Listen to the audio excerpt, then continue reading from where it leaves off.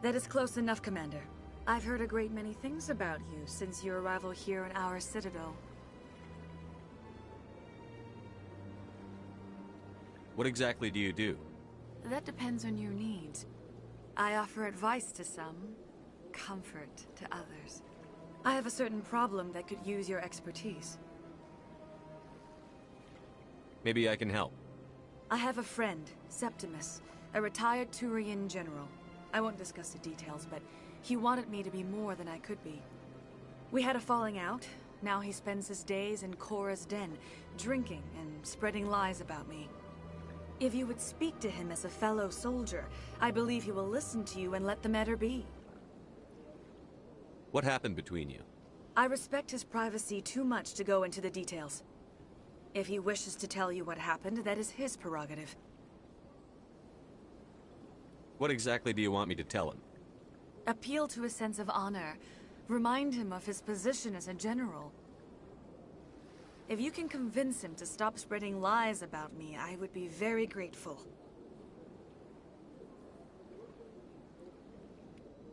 Now I must ask you to take your leave. I have many clients waiting to see me.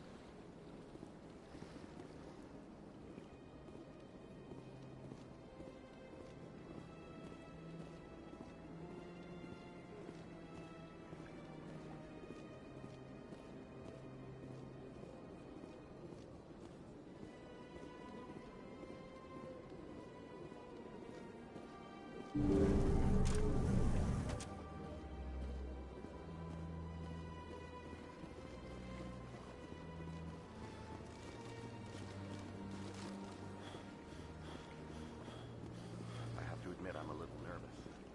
That's understandable.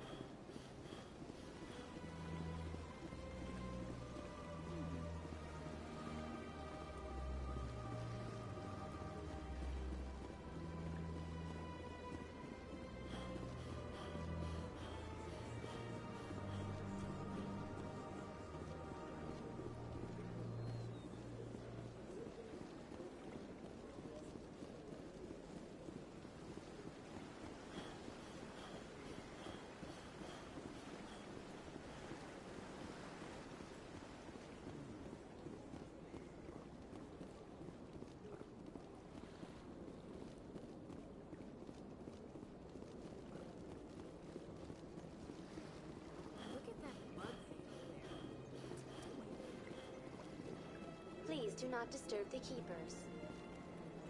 Please do not disturb the keepers. Please do not disturb the keepers.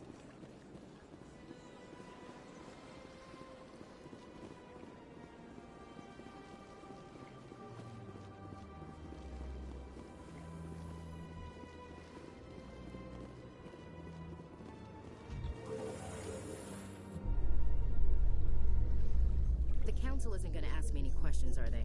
I doubt it. We've made our reports. Now we just have to trust Ambassador Udina. No, we don't, sir.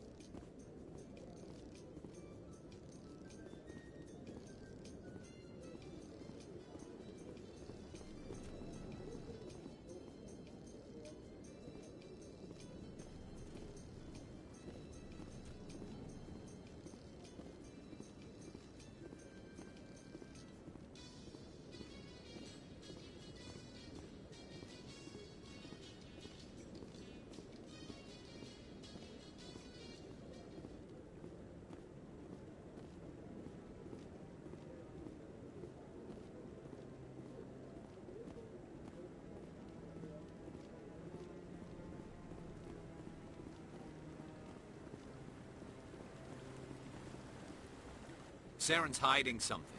Give me more time. Stall them. Stall the council? Don't be ridiculous. Your investigation is over, Garrus.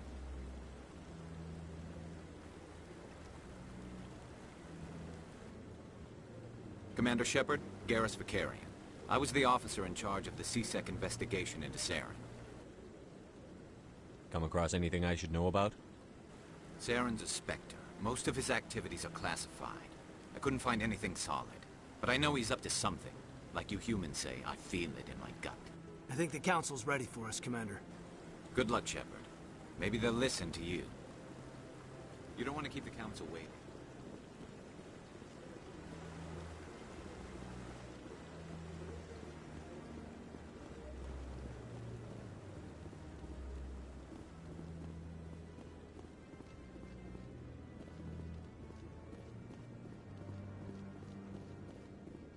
Don't be ridiculous.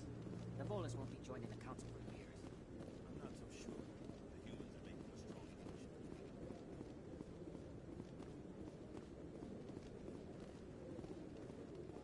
The hearing's already started. Come on.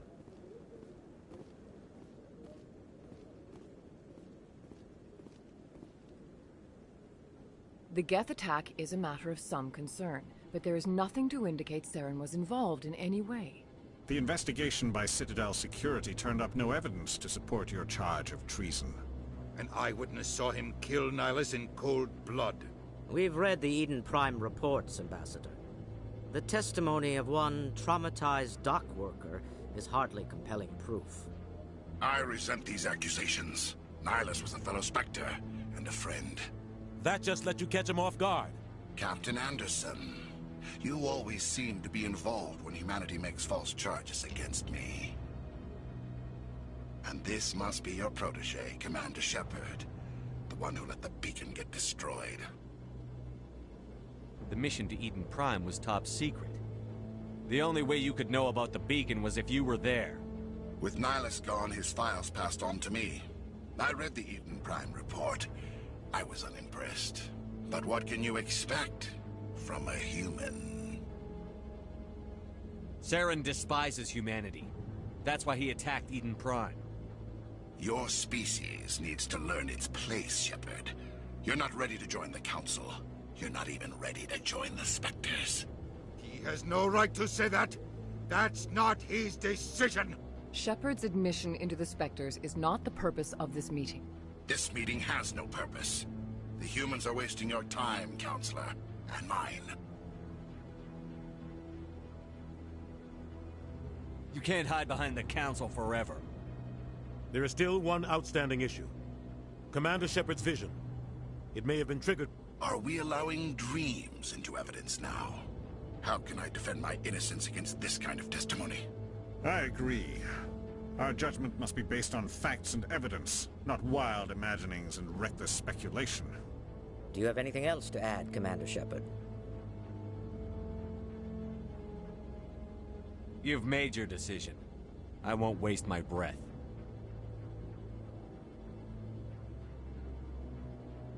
The Council has found no evidence of any connection between Saren and the Geth. Ambassador, your petition to have him disbarred from the Spectres is denied. I'm glad to see justice was served. This meeting is adjourned.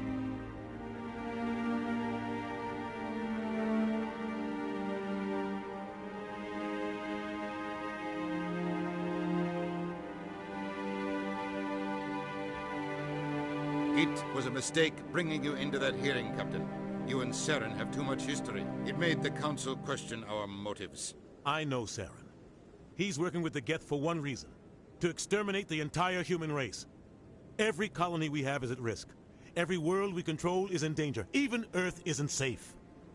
Tell me about this history between you and Saren. I worked with him on a mission a long time ago. Things went bad.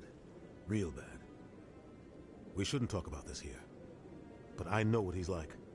And he has to be stopped. What's our next step? As a Spectre, he's virtually untouchable. We need to find some way to expose him. What about Garrus, that CSEC investigator? We saw him arguing with the Executor. That's right. He was asking for more time to finish his report. Seems like he was close to finding something on Saren. Any idea where we could find him? I have a contact in CSEC who can help us track Garrus down. His name is Harkin. Forget it. They suspended Harkin last month, drinking on the job. I won't waste my time with that loser. You won't have to. I don't want the Council using your past history with Saren as an excuse to ignore anything we turn up. Shepard will handle this. You can't just cut Captain Anderson out of this investigation. The Ambassador's right. I need to step aside.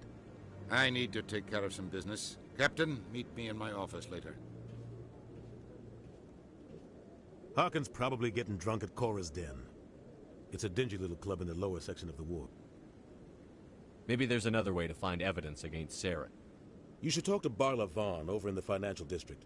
Rumor has it he's an agent for the Shadow Broker. The Shadow Broker? An information dealer. Buys and sells secrets to the highest bidder. I've heard Barla Vaughn's one of the top representatives. He might know something about Saren, but his information won't come cheap. You and Saren have a history. What happened? About 20 years ago, I was part of a mission in the Skillian Verge. I was working with Saren to find and remove a known terrorist threat.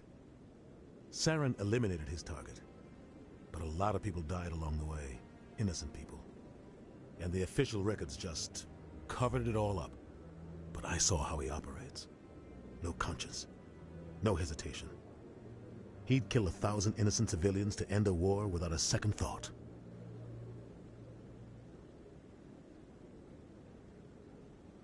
Killing innocents doesn't end wars, it causes them. I know how the world works, Commander. Sometimes you're forced to make unpleasant decisions. But only if there's no other way. Saren doesn't even look for another option. He's twisted, broken. He likes the violence, the killing. And he knows how to cover his tracks. Sometimes 1,000 people must die so 1,000,000 can live. But only if there's no other way. Saren doesn't even look for another option. He's twisted, broken. He likes the violence, the killing. And he knows how to cover his tracks. Our ambassador doesn't seem to get along with the Council. He's just frustrated. The Council's always preaching that we need to be part of the galactic community. But for them, it's a one-way street. They want us to expand and settle unstable regions like the Skillian Verge and the Attican Traverse. But when we run into trouble, they don't want to help us out.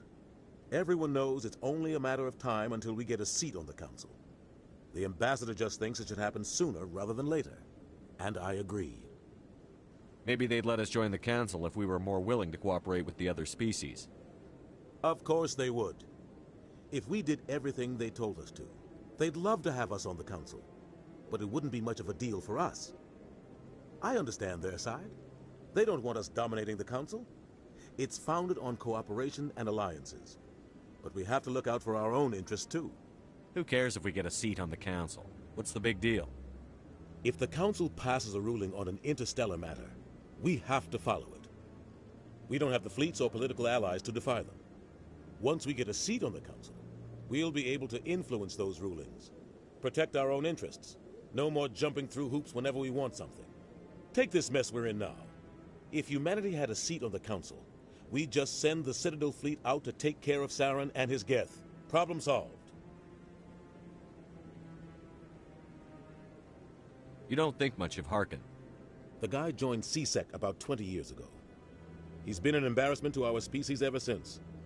Roughing up suspects in custody, bribery accusations, alcohol and drug use. The embassy used to step in when he got in trouble.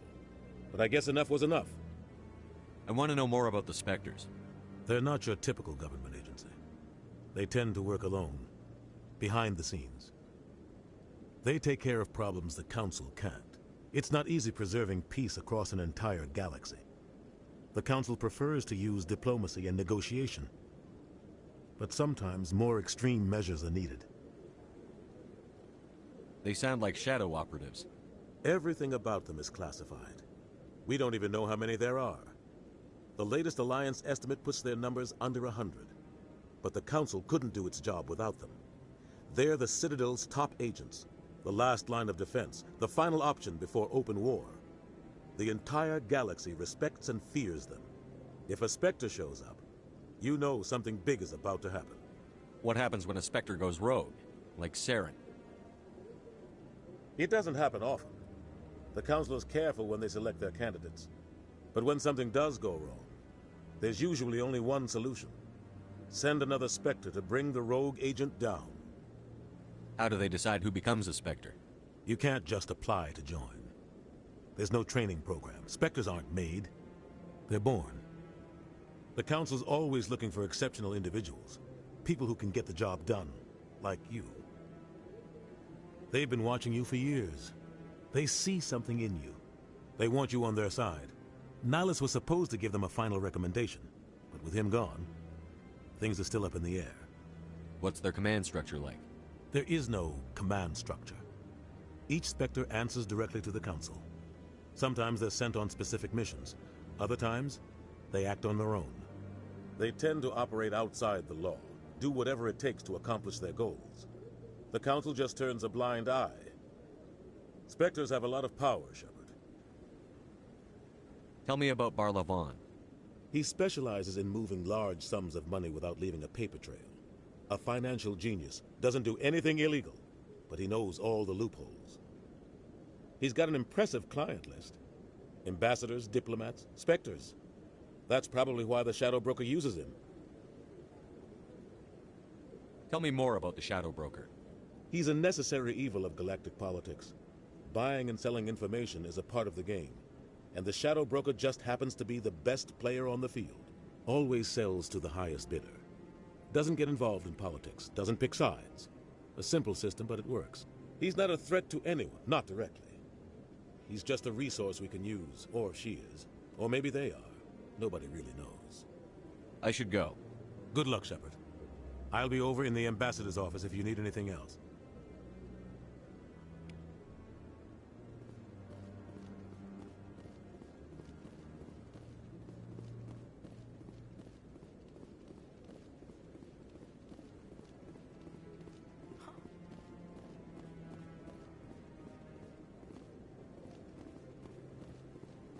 This is it.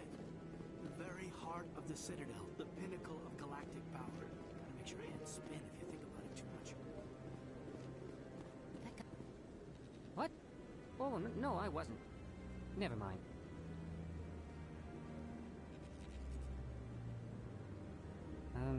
Yes, is there something you want? Why are you so interested in the Keepers? Keepers? I've got no interest in the Keepers. Don't get coy. I know what I saw. I'm not so sure I should be talking to you about this. We're just talking. Is there something wrong with that? No. I guess it wouldn't hurt to tell you. I'm using a small scanner to gather readings on the Keepers. So far I've had mixed results. I find it difficult to get near the creatures. Why were you being so secretive about it, though? Well, technically we're not supposed to disturb the Keepers. I don't really think my scanning disturbs them, but the authorities might disagree. I'd like to do it more openly, but it's not really worth getting arrested over. I could help you out. I'm not worried about the authorities. I don't even know who you are. I'm Commander Shepard, with the Alliance military. Well, I suppose I could use the help. You'll need this. It's the scanning device I developed. Activate it each time you see a Keeper. All collected data will automatically upload to my database. I'll even send a few credits your way for each unique scan. What are you doing with the data once you've scanned it? Trying to learn whatever I can about the Keepers. We see them working everywhere, yet we know so little about them. I'm a scientist. I want to know what makes them tick. I should get going then. Yes, I have much work myself. So long, and good luck with the scanning.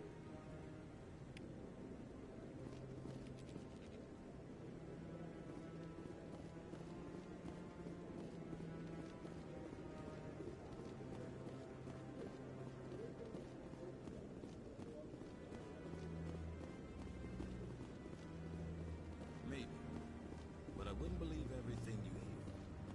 That's just it. I'm hearing it everywhere. It's not just isolated rumors. Do you really think Saren could be involved in something like that without the Council knowing it? Maybe the Council does know. Everyone already assumes he's just doing their dirty work. That's dangerous talk. I'd be careful who you mention that to. I know. But if it's true, shouldn't we be doing something about it? No. And I'll thank you to keep me out of it if you do.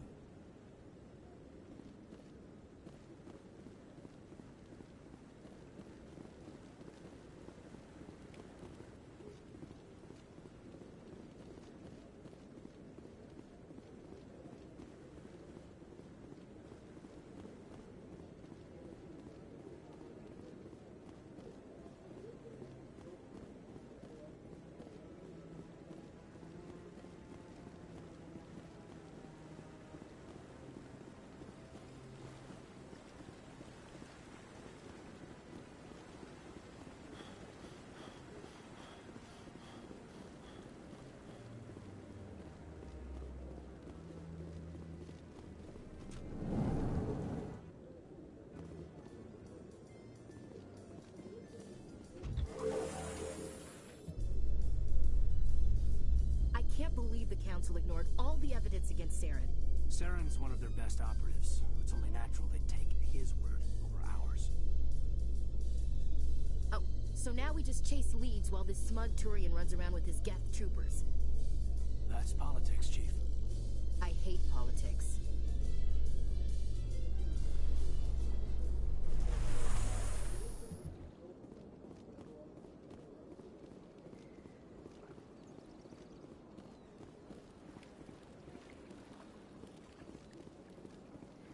Please do not disturb the Keepers. Interesting.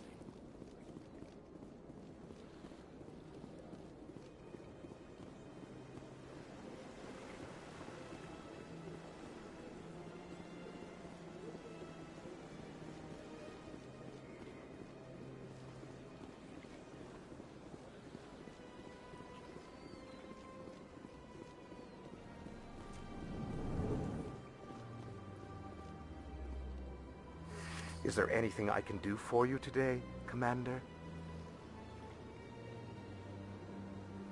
I've heard you work for the Shadow Broker. Do you have any information about Saren? You're very blunt, Shepard. But you're right.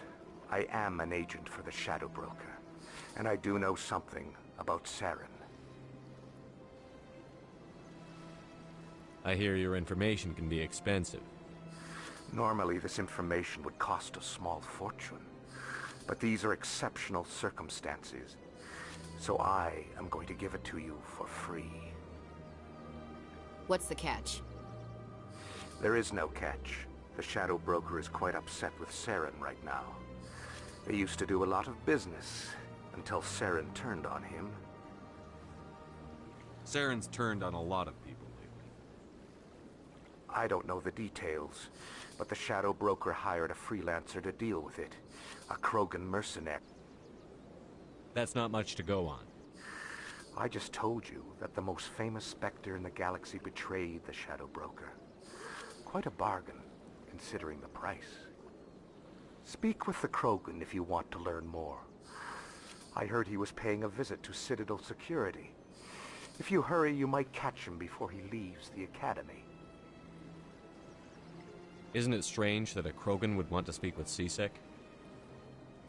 Very. However, I doubt the visit was entirely his choice. You'll need to speak with him if you want to know more. Tell me more about your job.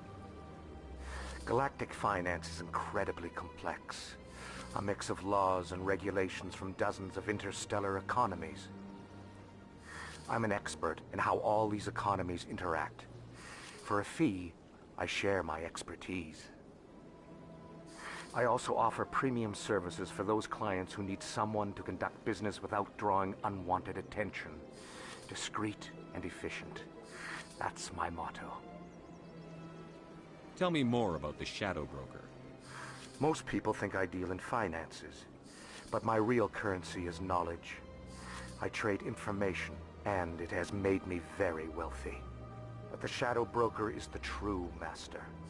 Every day he buys and sells secrets that could topple governments, always giving them to the highest bidder. Yet somehow he never seems to upset the natural balance of power. All those secrets being passed around seem to even out. Nobody ends up with an advantage in the end. Any guess what his identity might be? I don't know. Nobody does. The Shadow Broker could be any race, any gender. I have a theory that it's actually an entire group working under one identity. How else could they juggle so many contacts at the same time? How else could they keep all that information from getting crossed? But they've got the perfect setup. Every government is forced to play their game so they don't get behind. But no matter how long you play, no matter how many secrets you buy, you can never win. I thought you'd know more about the man you work for. From time to time I come across information I sell to the Shadow Broker. That's my only involvement. I like it that way. The more you know, the more dangerous the game becomes. I don't like danger, Commander. I'll leave that to you. I should go. Goodbye, Commander.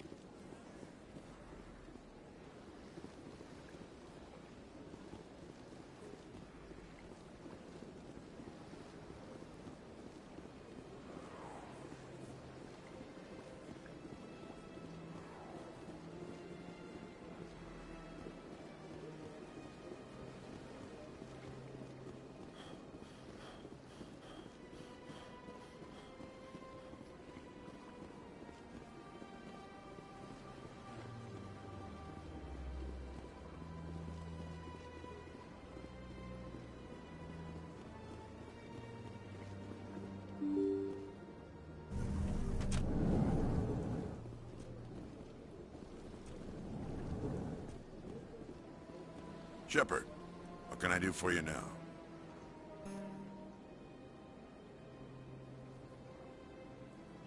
I'll be going now. Goodbye, Commander.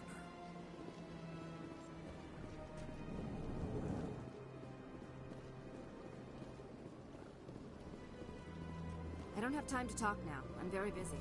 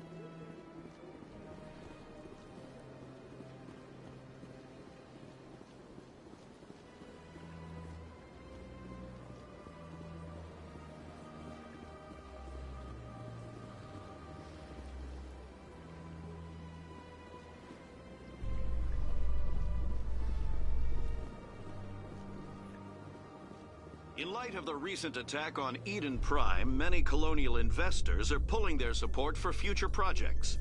Proponents of expanded human colonization insist that Eden Prime was an isolated case. Nevertheless, colonist enrollment has dropped sharply. Many colonial proposals are on hold until backers have some reassurance that human colonies will be adequately protected.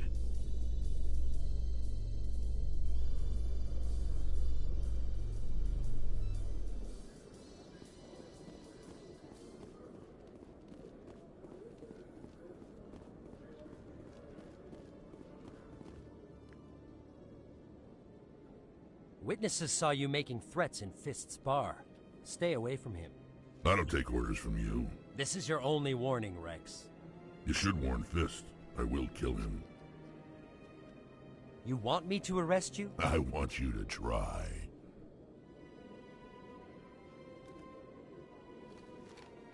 Go on. Get out of here. Yes, human. I'm trying to bring down Saren. Barlavon said to talk to you. Barlavon is a wise man. We may share a common goal, human. Enlighten me. I've been hired to kill the owner of Korra's Den, a man named Fist. He did something very foolish. What did he do? He betrayed the Shadow Broker. A Quarian showed up here on the Citadel. She was on the run. She wanted to trade information for a safe place to hide, so she went to Fist. He promised to arrange a meeting between her and the Shadow Broker. Instead, he contacted Saren. Fist's not too smart. He's just greedy. Saren paid him a small fortune for the Quarian. He had to. She has evidence connecting him to the Geth. If we get our hands on that evidence, we can prove that Saren's a traitor. And the Council will have to listen to us. Saren might already have her. Last I heard, Fist still had her. Probably somewhere inside his club. You help me kill Fist, she's all yours. I want to know more about your employer. Can't tell you much. All I got was a coded message with the details of the job. Standard procedure. What about Garrus, that Turian? He wants to take Saren down too. He might come in handy. He was here just before you showed up. Said he was going to follow up a lead on his investigation. Wanted to speak to the doctor at the med clinic. Move out.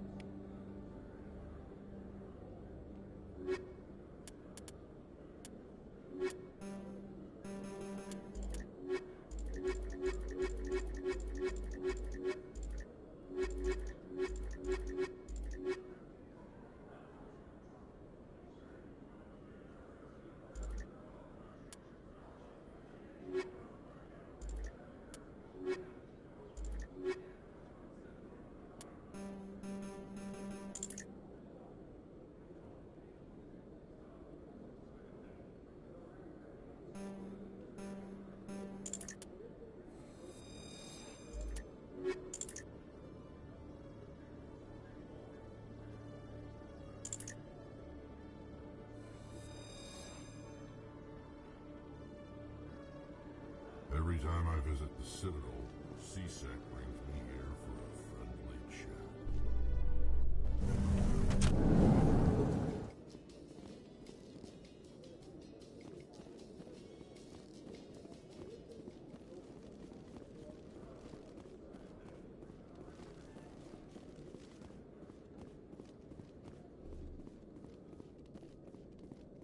Okay, Jalil. Let me get this straight. Your business partner, Shorban, he's threatened you? Well, no, not exactly. But he wants to meet with me. I think he's going to kill me. And why do you think that? I can't really get into the details. But Shorban will kill me if I leave here unprotected. I can't help you. Not unless you give me something more to go on.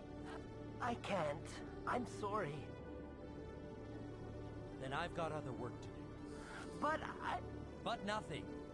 Don't bother me unless you're willing to give me details. Hey there! Oh, you're not CSEC, are you? Did you want something? What were you trying to explain to the officer before? My colleague is trying to kill me, and I thought we were friends.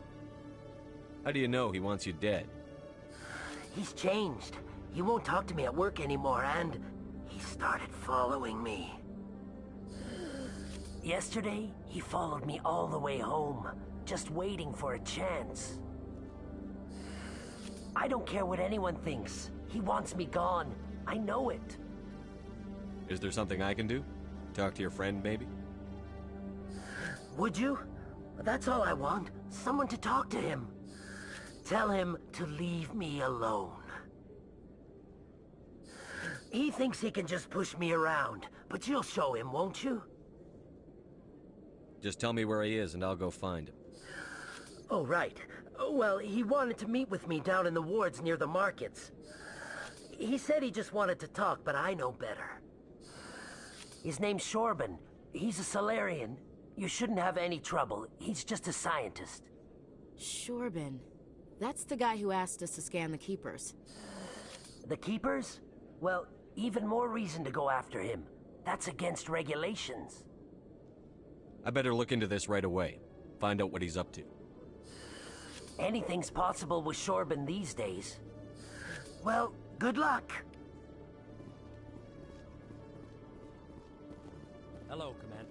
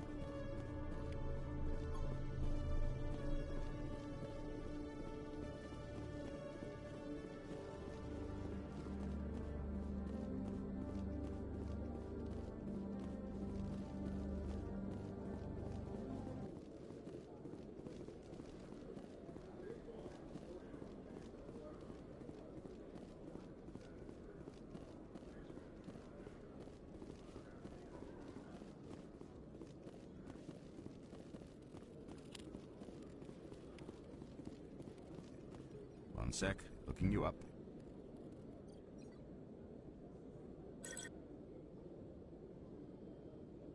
Commander Shepard, here with the Alliance military. First time on the Citadel, that about right? How did you know all that? I'm the CSEC requisitions officer. I need to make sure our buyers are authorized. So, will you be purchasing anything today, Commander Shepard? Show me what you've got. Excellent. I hope you find what you're looking for.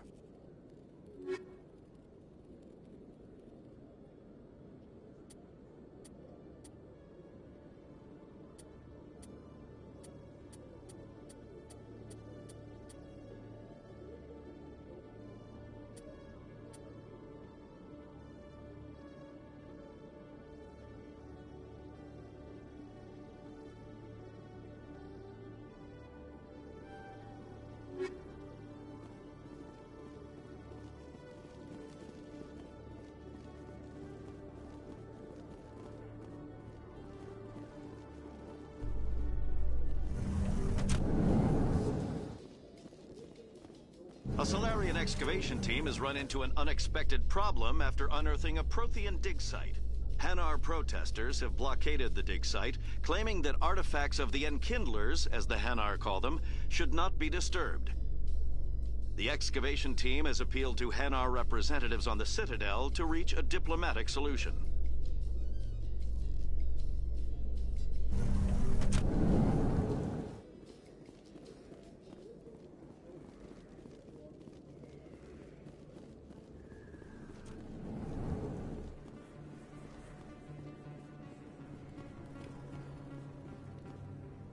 Hey, I know you. You're Shepard, right? I saw the monument at Akuz. They got a whole section about you there. It's a miracle you survived. Looks like you have a fan. I'm sorry, I just never thought I'd meet someone like you in person. My name's Lang, Officer Eddie Lang, Citadel Security. It's an honor to meet you, Commander. What are you doing down here in the wards? Anything I can help you with? Why'd you join Citadel Security? I don't know. Seemed like the right thing to do, you know? Maybe it's in my blood. My grandfather was a cop back on Earth. It's kind of what CSEC is. Police for the Citadel. I'm still pretty new at it, but I like it so far. Way more interesting than staying back on Earth. You get to meet all kinds of cool aliens, like those Hanar. Wild. Plus, CSEC gets a lot of respect here. We uphold the law. People, even aliens, appreciate that. How do you like working here on the Citadel? This place is amazing. I've been here almost a year, and I still haven't seen a tenth of it. The Presidium's just so beautiful. Good place to go and relax. But I really like it here down in the wards. There's always something going on somewhere. Like that new club they just opened a few months ago, Flux. Wicked scene in there, Commander. You should check it out when you have some time. What do you know about the Spectres? Just the stuff they show in the vids. They always make them out to be super agents on secret missions to save the galaxy. I know it's not really like that, though. Some of the other CSEC guys don't like them too much. Figure they shouldn't be able to operate outside the law. But if they were so bad, the Council wouldn't use them, right? Do you know a CSEC officer named Harkin? I shouldn't really say too much. He's been on the force a lot longer than me. But I've heard things, you know? Drinking on the job, taking bribes, that kind of thing. Rumors mostly, but they suspended him, so some of it must be true. I have to go. Right. You're probably real busy. Well, see you around, Commander.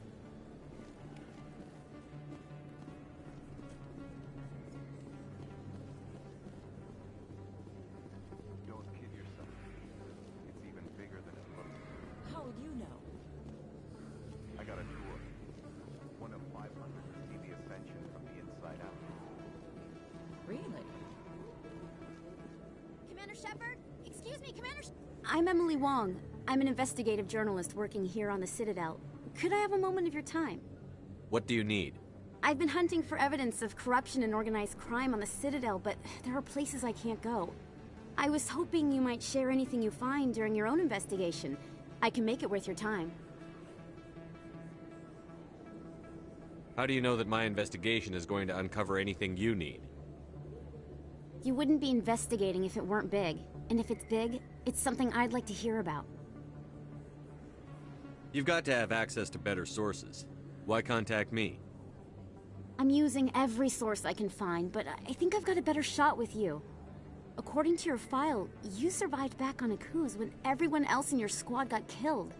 If anyone can find the worst elements of the Citadel and live to tell about it, it's you. How do you know I'm investigating anything here on the Citadel? I'm a good journalist, Commander Shepard. Word gets around. No promises. But if I find anything relating to your case, I'll inform you. Thank you, Commander. You won't regret it.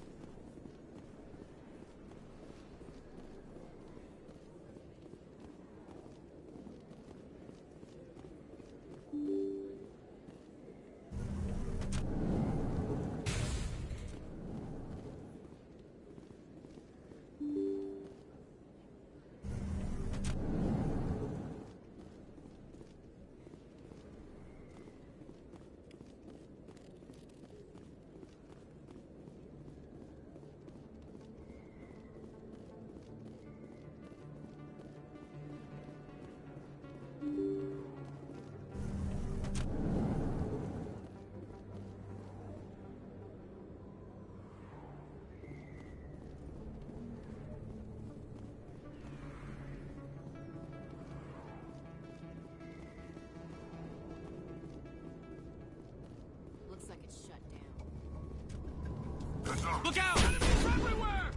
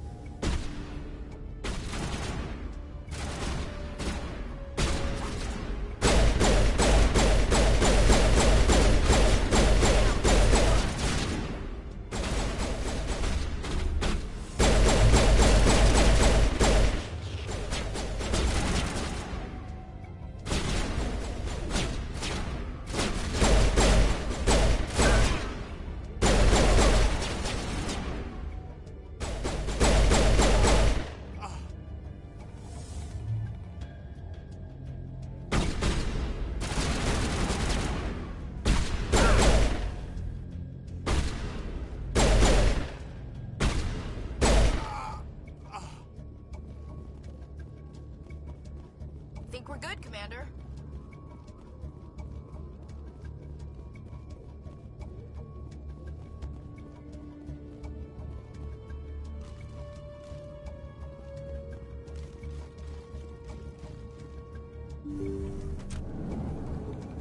Stop right there. Don't come any closer. Warehouse workers. All the real guards must be dead. Stay back, or we'll shoot. This would be a good time to find somewhere else to work. Yeah, right. That's a good idea. Yeah, I never liked Fist anyway. It would have been quicker to just kill them. Shooting people isn't always the answer.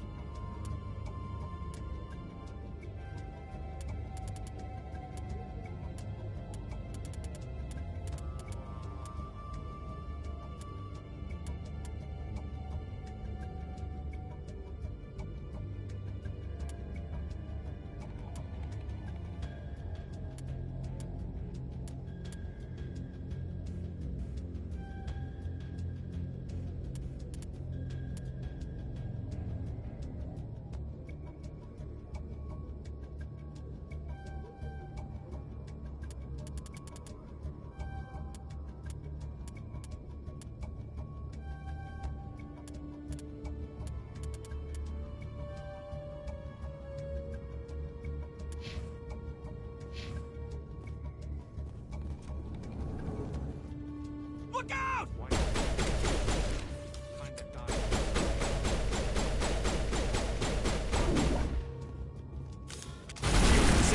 the line!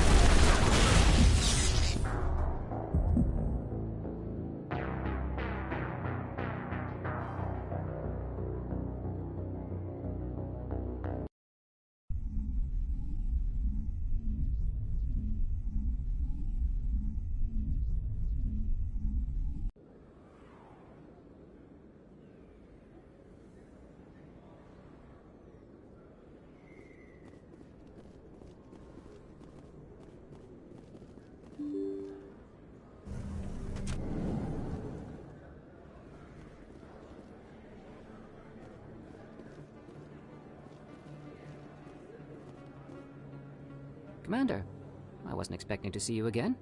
Is there something you want? You can start by telling me the truth, Shorban. I'm not sure what you're referring to. My experiments are... Quit stalling. Your friend, Jalid, told us about you. You spoke with Jalid? Then you know about the data?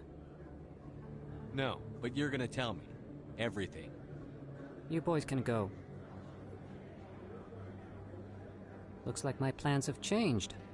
It's not as bad as you think, Commander. Jalid and I just got a little over our heads. Keep talking. The company we work for developed an experimental procedure for use in medical scanners. Jalid and I saw even more potential, so we stole the plans and secretly developed a tool to scan the Keepers. Can you imagine? A tool that can actually get readings from the Keepers? What's so special about that? The Keepers are almost impossible to scan, and you can't capture them or get samples. They just self-destruct. After centuries here, we still don't know anything about them. Don't you see? We were the first to scan them, ever. You've seen it yourself, Commander. You know we can do it. Why are you trying to kill your partner? I'm not trying to kill him. Jalid's job was to disseminate our initial findings. But he decided to keep the data for himself. Maybe to sell it. I don't know. So you're just trying to get back what Jalid already stole? We lost our heads. We just couldn't let an opportunity like this pass us by. Commander, if you'll just continue gathering data for me, imagine what we might learn. And you'll stand to make a bit of a profit yourself, remember? I'm not breaking regulations for you or your research. Return what you stole, or I'll have you arrested. All right. You don't need to ask twice. Well then, no more scanning. I promise. Of course, Jalid still has the initial data, and I doubt he's planning to return it. I'll deal with Jalid. So long, Commander.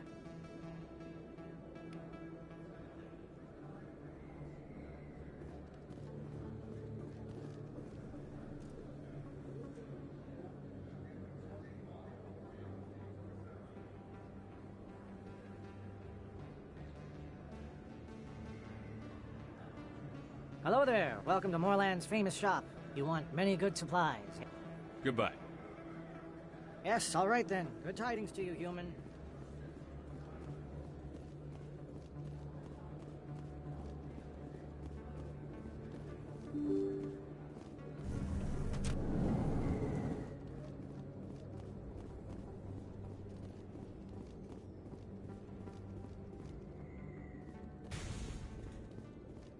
Looks like it's shut down.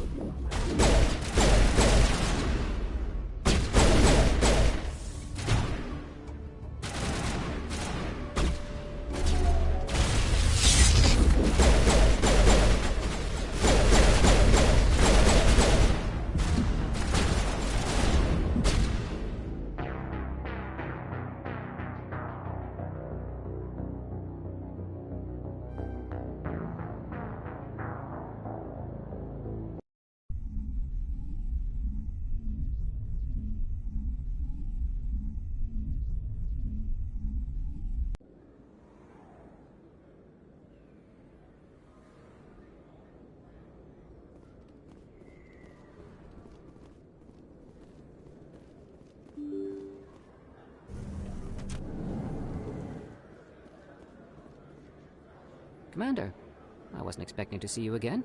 Is there something you want? You can start by telling me the truth, Shorban. I'm not sure what you're referring to. My experiments are... Quit stalling. Your friend, Jalid, told us about you. You spoke with Jalid? Then you know about the data? No, but you're gonna tell me. Everything. You boys can go. Looks like my plans have changed. It's not as bad as you think, Commander. Jalid and I just got a little over our heads. Keep talking. The company we work for developed an experimental procedure for use in medical scanners. Jalid and I saw even more potential, so we stole the plans and secretly developed a tool to scan the Keepers. Can you imagine? A tool that can actually get readings from the Keepers? What's so special about that?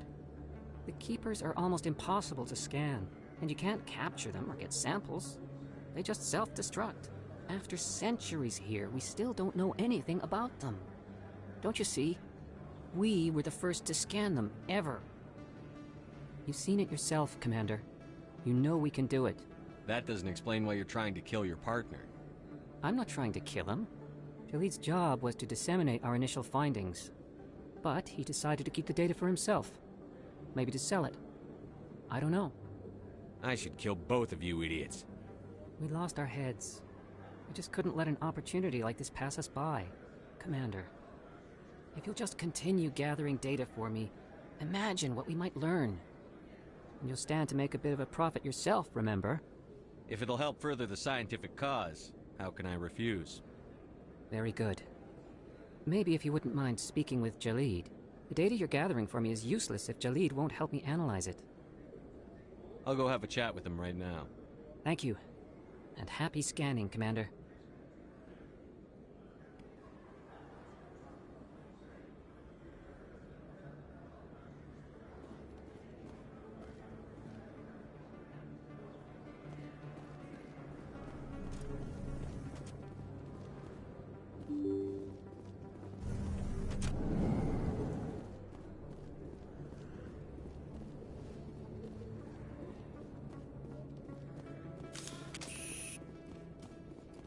Looks like it's shut down.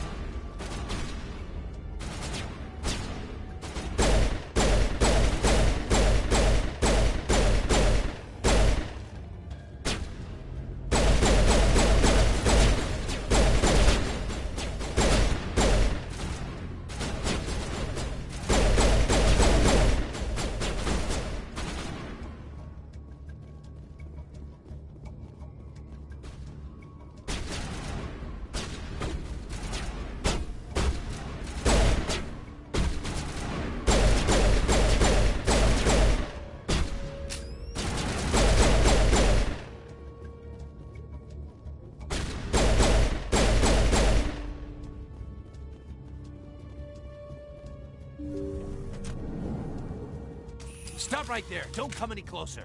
Warehouse workers. All the real guards must be dead. Stay back, or we'll shoot. I just killed 50 bodyguards to get in here. What do you think I'll do to you? Screw Fist. He doesn't pay us enough for this. It would have been quicker to just kill them. Shooting people isn't always the answer.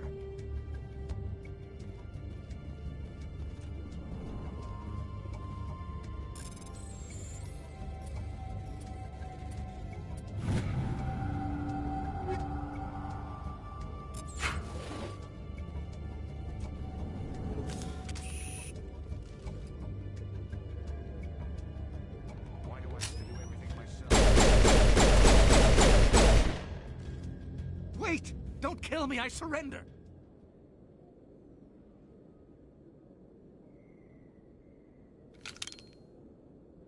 Where's the Quarian? She's not here. I don't know where she is. That's the truth. He's no use to you now. Let me kill him. Wait. I don't know where the Quarian is, but I know where you can find her. The Quarian isn't here. Said you'd only deal with the Shadow Broker himself. Face to face? Impossible. Even I was hired through an agent. Nobody meets the Shadow Broker. Ever. Even I don't know his true identity. But she didn't know that. I told her I'd set a meeting up. But when she shows up, it'll be Saren's men waiting for her. Give me the location. Now. Here on the wards, the back alley by the markets. She's supposed to meet them right now. You can make it if you hurry.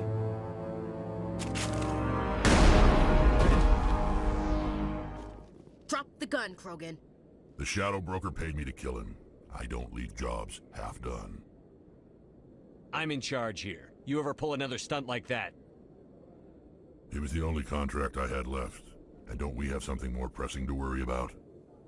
That Quarian's dead if we don't go now.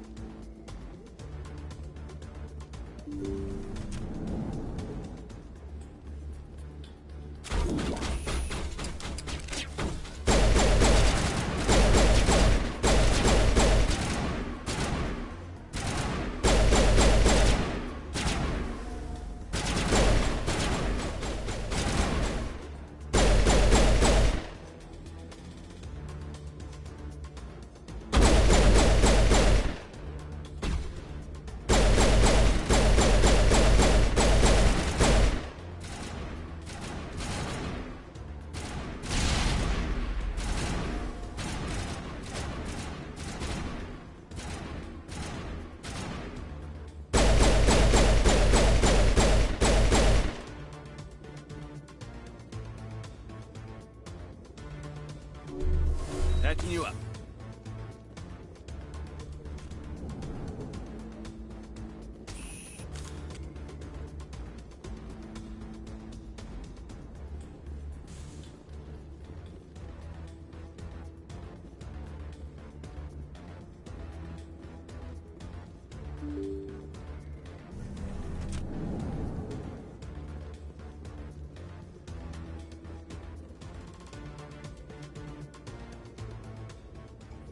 Did you bring it?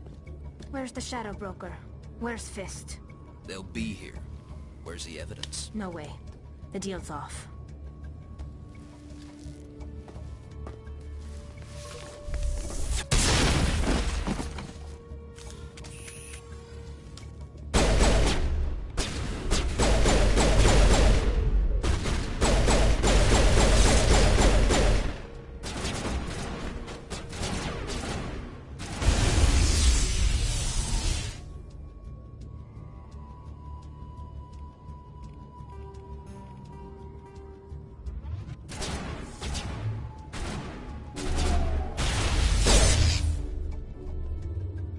Fist set me up.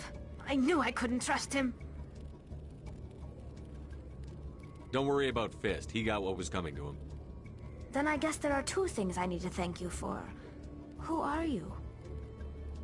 My name's Shepard. I'm looking for evidence to prove Saren's a traitor. Then I have a chance to repay you for saving my life. But not here. We need to go somewhere safe. The ambassador's office. It's safe there. He'll want to see this anyway.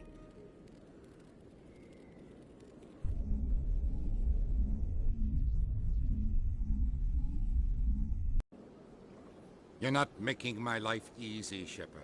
Firefights in the wards, an all-out assault on Korra's den. Do you know how many... Who's this? A Quarian? What are you up to, Shepard? Making your day, Ambassador. She has information linking Saren to the Geth. Really? Maybe you better start at the beginning, Miss... My name is Tali. Tali Zora Naraya. We don't see many Quarians here. Why did you leave the flotilla? I was on my pilgrimage. My rite of passage into adulthood. I've never heard of this before. It is a tradition among my people. When we reach maturity, we leave the ships of our parents and our people behind. Alone, we search the stars, only returning to the flotilla once we have discovered something of value. In this way, we prove ourselves worthy of adulthood. What kinds of things do you look for? It could be resources like food or fuel, or some type of useful technology. or even knowledge that will make life easier on the flotilla. Through our pilgrimage, we prove that we will contribute to the community, rather than being a burden on our limited resources.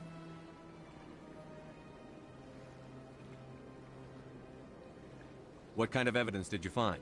How did you get it? During my travels, I began hearing reports of Geth. Since they drove my people into exile, the Geth have never ventured beyond the Veil. I was curious. I tracked a patrol of Geth to an uncharted world. I waited for one to become separated from its unit. Then I disabled it and removed its memory core.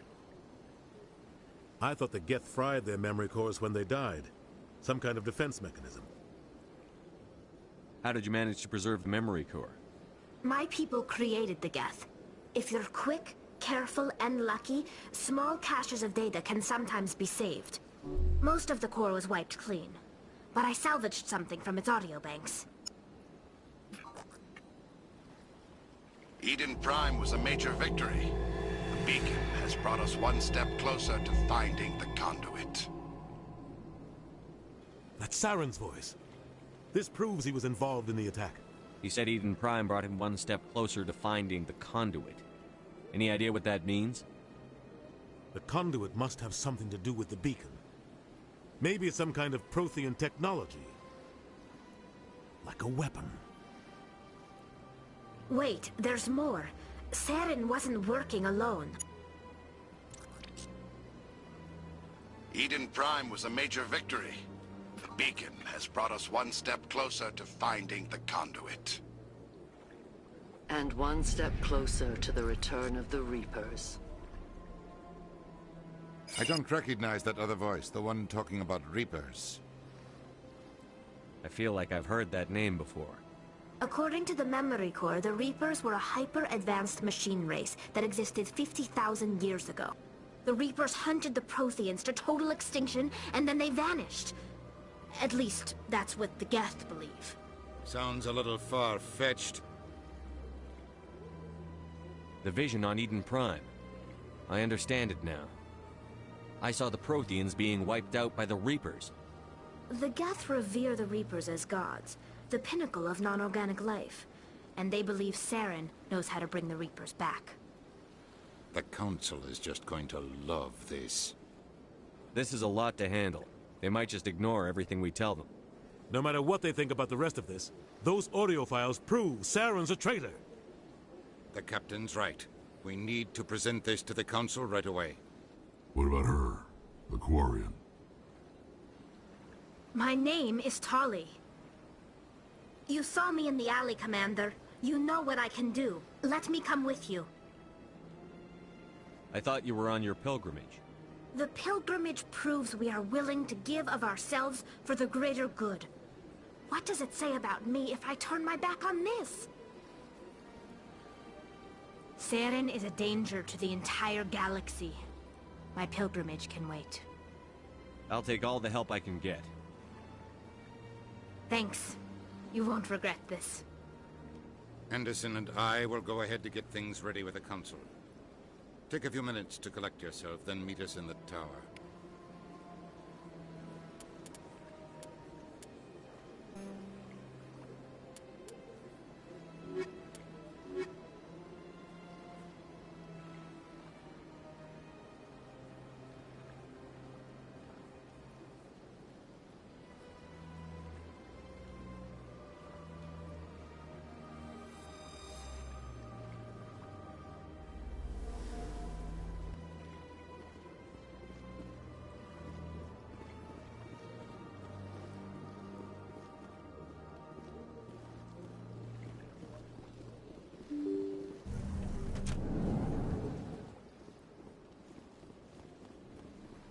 Excuse me, Commander Shepard.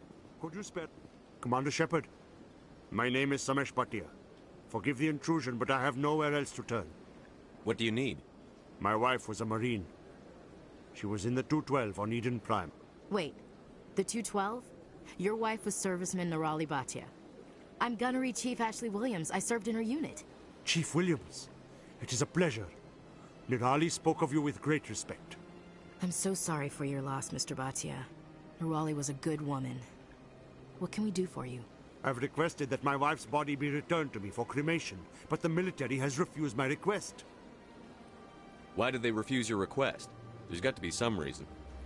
I don't know. All I know is that they have declared it impossible for my wife to be returned to me. We'll look into it.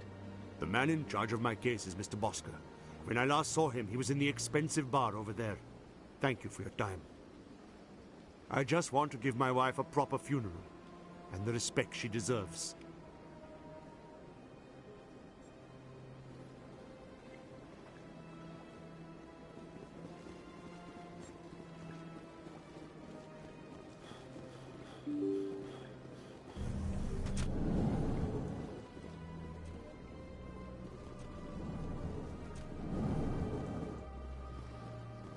My goodness, you're Commander Shepard.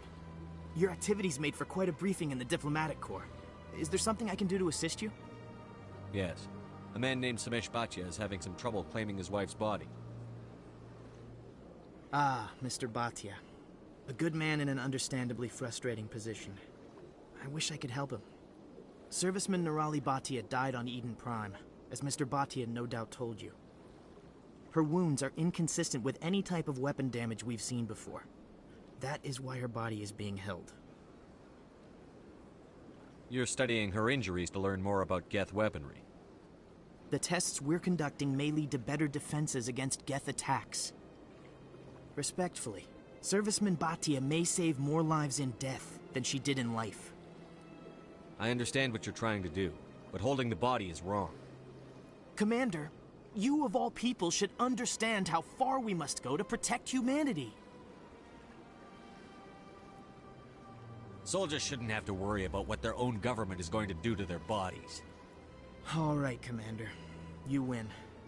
It was hard enough refusing Mr. Bhatia. I'm not going to risk an incident by refusing you. Tell Samesh that the body is being shipped back to Earth. I'll go now to see to it myself.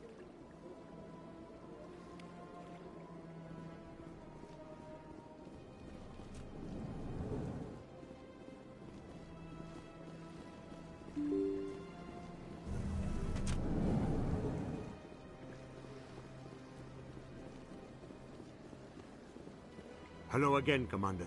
Has there been any word? I reminded Mr. Bosker what we're fighting for. Your wife is coming home. Thank you. I will return home and begin my preparations. It does not bring me happiness, but it may bring me peace. Goodbye, Commander. Samesh? I don't know if this helps, but your wife, Nirali, loved you very much. She missed your cooking, and she played recordings of you every night before she went to sleep. I know, Miss Williams. But thank you. It's nice to hear it again.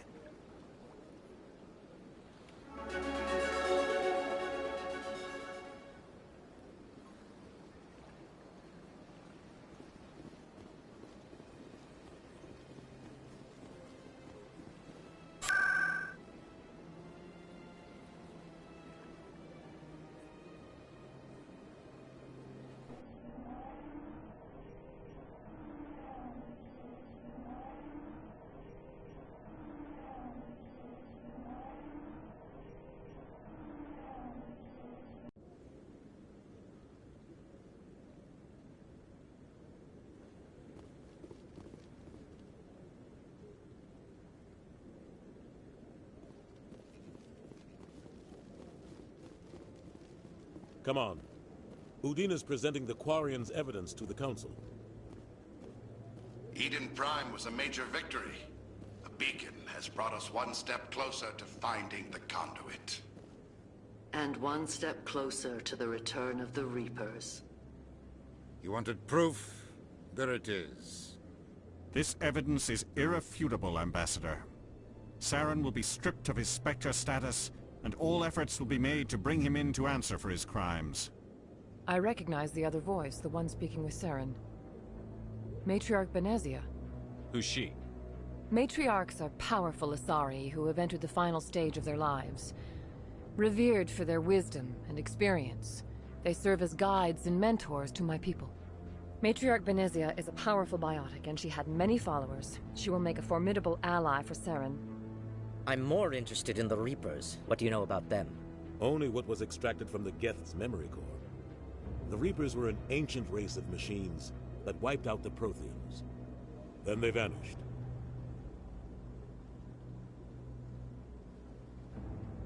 The Geth believe the Reapers are gods, and Saren is the prophet for their return.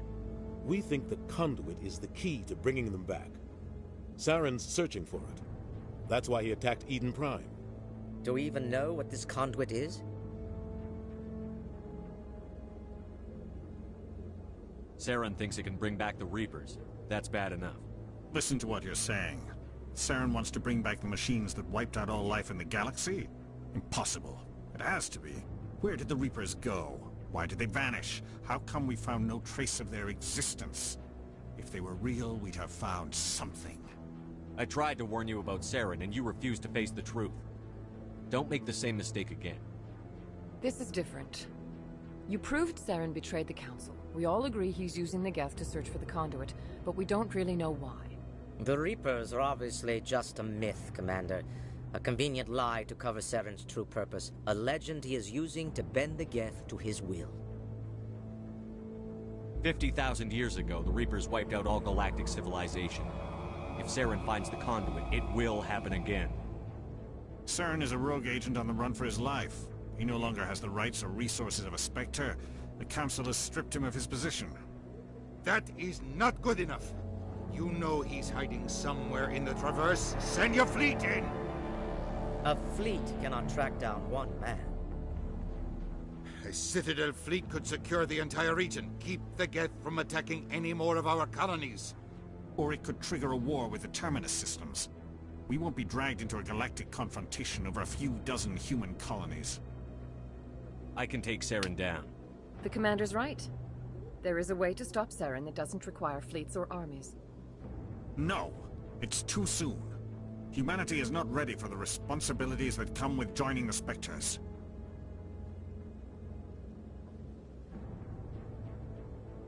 You don't have to send a fleet into the Traverse, and the Ambassador gets his human Spectre.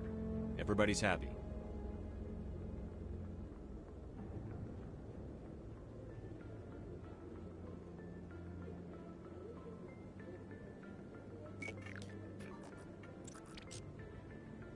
Commander Shepard, step forward.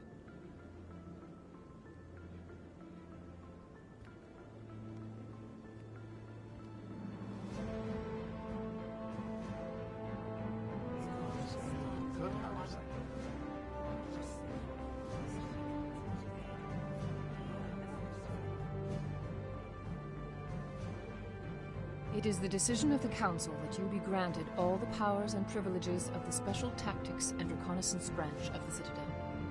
Spectres are not trained, but chosen. Individuals forged in the fire of service and battle. Those whose actions elevate them above the rank and file. Spectres are an ideal, a symbol, the embodiment of courage, determination, and self-reliance. They are the right hand of the Council, instruments of our will. Spectres bear a great burden. They are protectors of galactic peace, both our first and last line of defense. The safety of the galaxy is theirs to uphold. You are the first human Spectre, Commander. This is a great accomplishment for you and your entire species.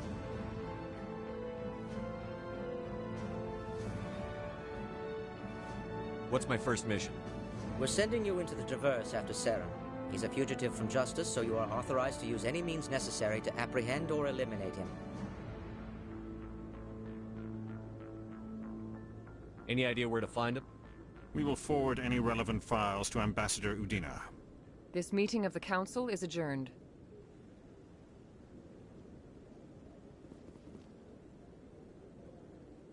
Congratulations, Commander. We've got a lot of work to do, Shepard. You're going to need a ship, a crew, supplies. You'll get access to special equipment and training now. You should go down to the C-Sec Academy and speak to the Spectre Requisitions Officer. Anderson, come with me. I'll need your help to set all this up.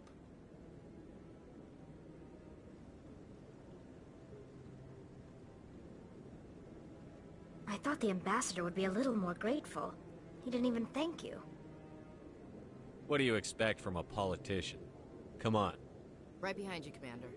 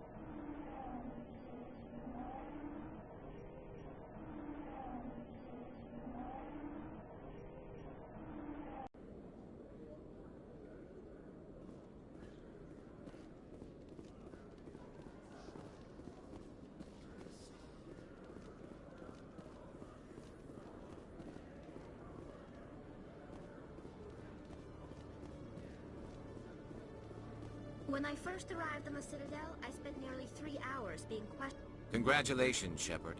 Heard they made you a Spectre. I'm glad somebody got the Council to see Saren for what he really is. Something I can help you with, Garrus? I resigned from CSEC after the Council ignored my investigation. I was sick of all the politics. You're the only one who seems to be doing anything about Saren. Let me come with you. You're a Turian. Why do you want to bring him down? I couldn't prove it in my investigation, but I knew what was really going on. Saren is a traitor to the Council and a disgrace to my people. Welcome aboard, Garrus. You won't regret this, Shepard.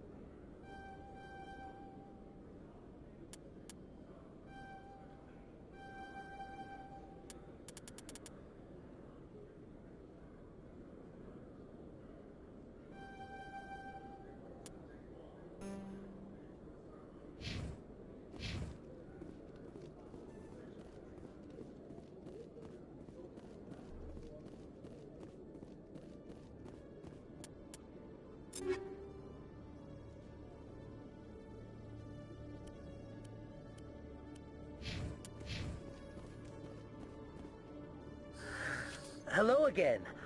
Did you have any luck finding Shorban? I found out you've been lying to me, Jalid. Lying? Why would I lie to you? You forgot to mention the data about the Keeper. He told you? I didn't mean for any of this to happen. I was afraid Shorban would kill me to get the data, so well, I was hoping you'd take care of him.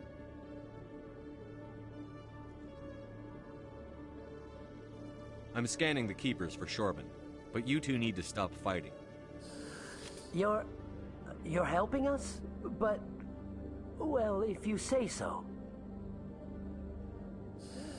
Well, if Shorban can forgive and forget, then so can I. I appreciate the help, Commander. I better go get that data analyzed.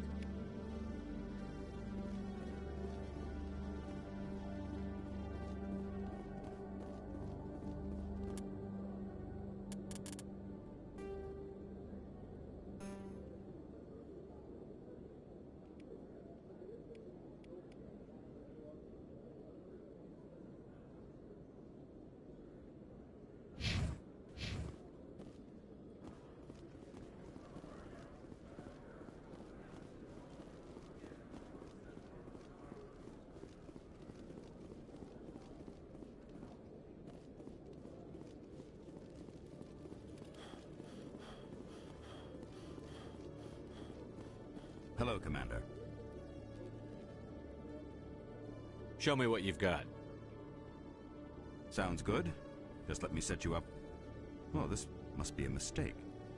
System's telling me to offer you our select stock. Spectre? Well, I heard about that, but I didn't realize it was you. Sorry, Commander. Just show me what you've got. I'll open the rare stocks for you, Commander. Enjoy.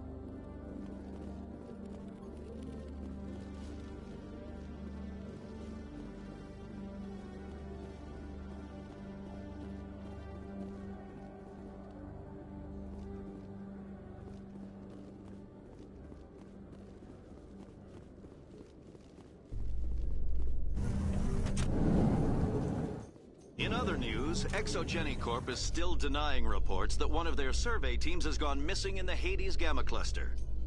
When asked why communication with the survey team was suddenly cut off last week, company officials refused to comment.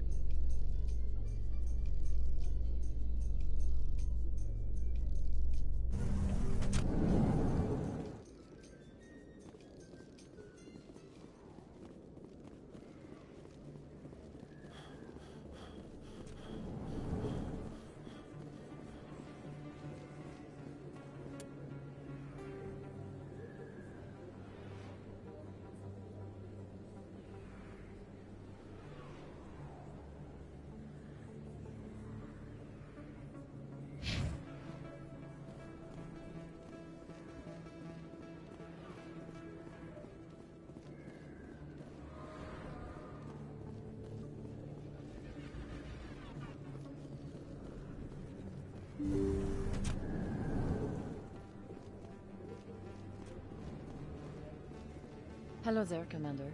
I'm Dr. Claude Michel. Is there something I can do for you? You're a doctor. How did you end up here on the Citadel? My parents brought me here when I was young. My father was a medic with the Alliance. I chose to keep the medical tradition alive, but not the military. Fixing up wounded soldiers isn't my idea of fun. Let me take a look at what you have for sale. Of course.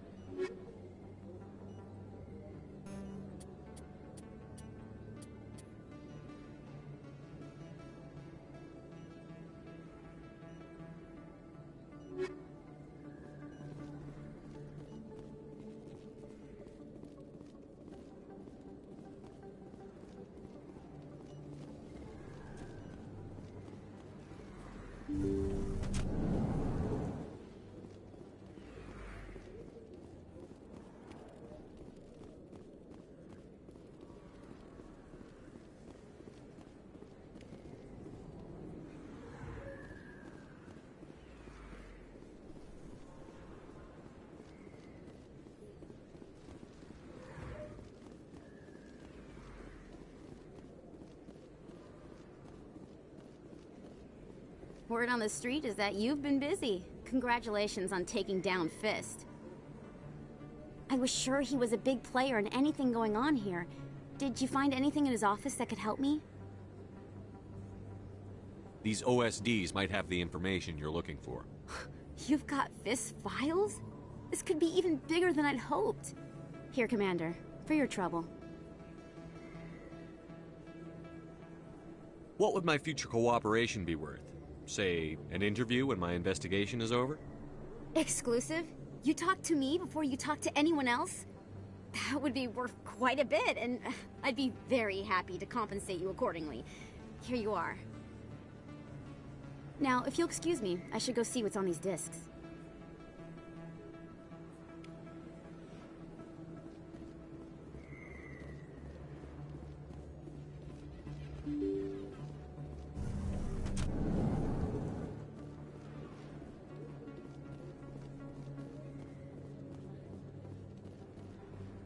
I don't think you bought this here. I don't sell this mod. Look, I know it was you. I remember your face. Really, that's impressive. Usually you humans can't tell one Turian from another. This was the place. Now, are you gonna give me a refund or not? Do you have your proof of purchase? What? No, I don't think you ever gave me one. I'm sorry, then. I can't help you.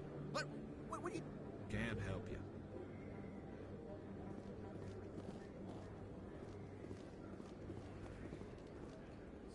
Best place on this ward.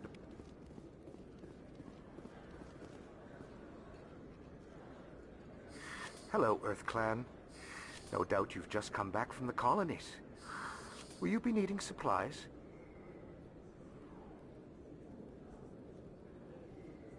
What colonies are you talking about? Oh, my mistake, Earth Clan. I assumed... It doesn't matter. Pharaohs? Novaria? Well, if you haven't heard of them yet, I'm sure you will soon. But it doesn't matter where you hail from. My goods are available to all.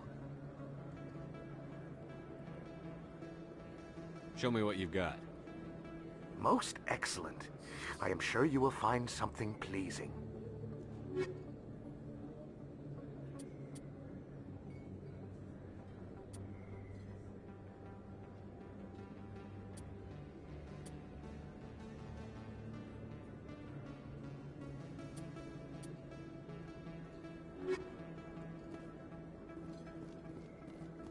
You're Commander Shepard, the hero of Eden Prime. I am so honored to meet you. Nice to meet you. And you are? My name is Conrad. Conrad Werner. They say you killed more than 100 Geth on Eden Prime. I spend most of the time trying to stay alive and help the colonists.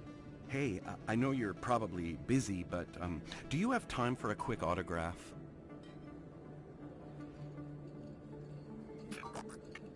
Here you go. Thanks. I really appreciate it. My wife is going to be so impressed. I'll let you get back to work. But next time you're on Earth, I'd love to buy you a drink. Thanks again!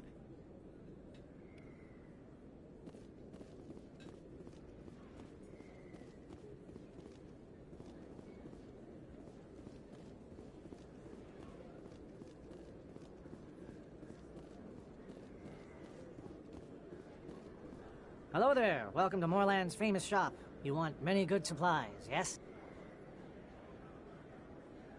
Let me see what you have. Oh, you will be pleased, I think. Very good things I have. You will see.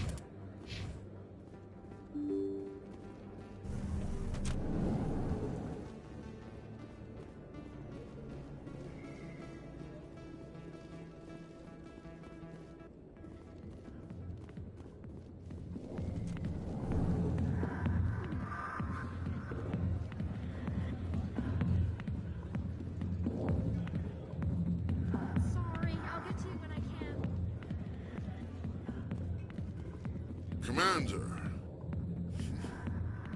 What do you want? What's bothering you, General? I've seen a lot of horrible things in my days, and there's only one woman in this damn galaxy that helps me forget it. This is pathetic. What could a woman do to put you in this state? Because she rejected me! Me! Septimus Oraka, General of the Turian Fleet! Is she really worth it? There must be other women. It's not just any woman I want. It's her, and her alone. Look, kid, I appreciate what you're trying to do, but don't waste your time. General, did you ever win a battle by moping in a bar? Ha, war. That's what this feels like, all right. How did I let it come to this? So you think it's that easy? Just straighten up and act like a general? It damn well couldn't hurt. Huh. Maybe you're right, Commander. Shaira's worth the effort. Even if she won't have me back. This is no place for someone of your stature, General. All right. I'll go to her. After I've had a cold shower or two. Say, you're a bright kid. Would you be interested in earning a few extra credits? What do you want me to do? There's an Elcor diplomat out there who believes Shaira gave up his secrets. Why would he think such a thing? Because I told him. Look, I just need you to convince him of the truth. What makes you think he'll believe me? You'll bring him proof. Take this datapad. It shows where I got my info. It will exonerate Shaira and convince the Elcor. Who am I taking it to, and where is he? His name is Zaltan. He's an Elcor diplomat. He's over in the embassies complaining about Shaira. Well, here's to soldiers acting like soldiers. Thanks, Commander. You know, you might make a good general yourself one day.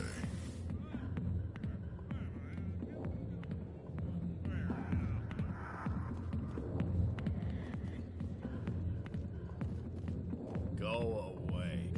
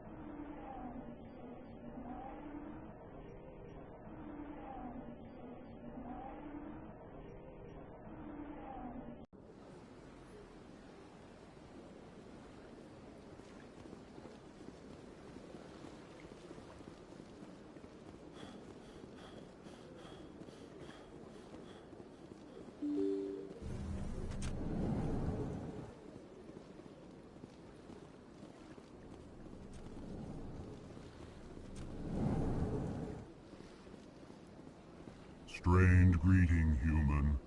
This is really not a good time. I know who revealed your secret. It was a Turian named Septimus. Unbelieving, I know this Septimus, and he could not learn my secrets. The only way he could learn them is from the Asari consort. Here, there should be proof enough for you. Confused. This is difficult to fathom. If the Turian could learn this on his own, dismayed, anyone can discover my secret. Septimus is a powerful man, and it wasn't easy for him to find. Relieved. I suppose you are correct, human. Thank you for this information. Startled realization. I must speak with the consort. She will be most displeased with my actions. Anxious request. Please, human, if you will excuse me, I must go now. I'm sure she'll forgive you. It was an honest mistake. Doubtful. Perhaps you are right, human. I can only hope so. Thankful. That was a great thing you did, Commander. Approving. You see, Din, not all humans are as you say. I'm sure the Earth Clan stands to profit from this in some way. Apologetic. Do not listen to my Volus compatriot. It was a good thing you did, regardless of your intentions.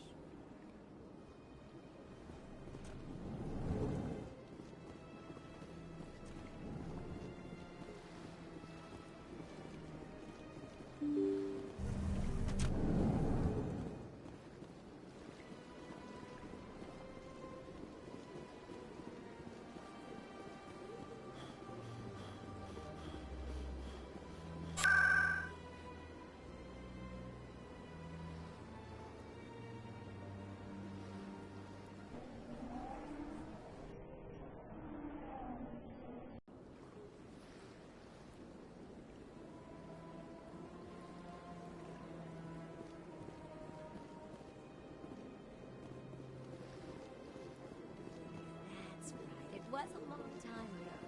There you are.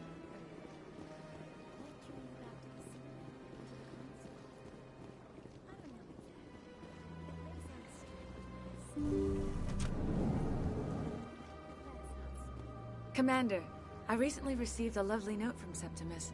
Thank you for speaking with him. Even the Alcor diplomat has withdrawn his campaign against me. It was my honor to aid you. You are too kind, Commander, but I would not expect you to help me out of the kindness of your heart. I also have one more thing to give you, if you are interested. What are you offering me? I offer a gift of words, an affirmation of who you are and who you will become. I see the sadness behind your eyes. It tells a story that makes me want to weep. Pain and loss, but it drives you, makes you strong. That strength is what kept you alive when everyone around you was dying. You alone survived. You will continue to survive. This may be who you are, but it is not who you will become. It only forms the basis for your future greatness. Remember these words when doubt descends, Commander. You have quite a gift, Shaira. Thank you. Not everyone appreciates it as you do. Never underestimate the power of words. Here, Commander. In light of your efforts with the Alcor ambassador, I would like you to have this small trinket. What is it? A small mystery. I have never learned its use or purpose, but I sense it is time for me to pass it on. And now I must ask you to leave. I have done everything I can for you. Remember my words, Commander Shepard. They will give you strength.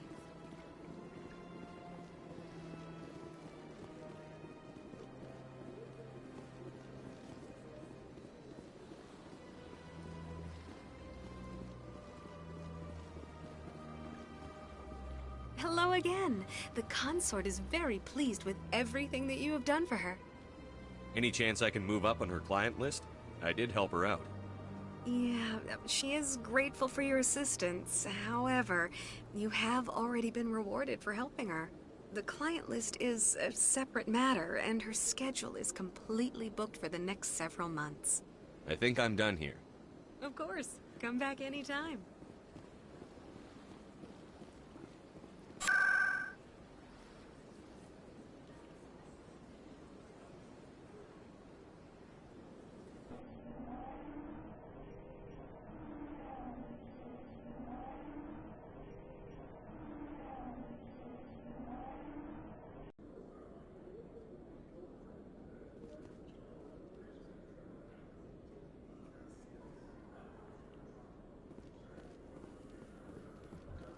Coming up in a report later today, Emily Wong investigates corruption on the Citadel and uncovers a full-blown crime syndicate.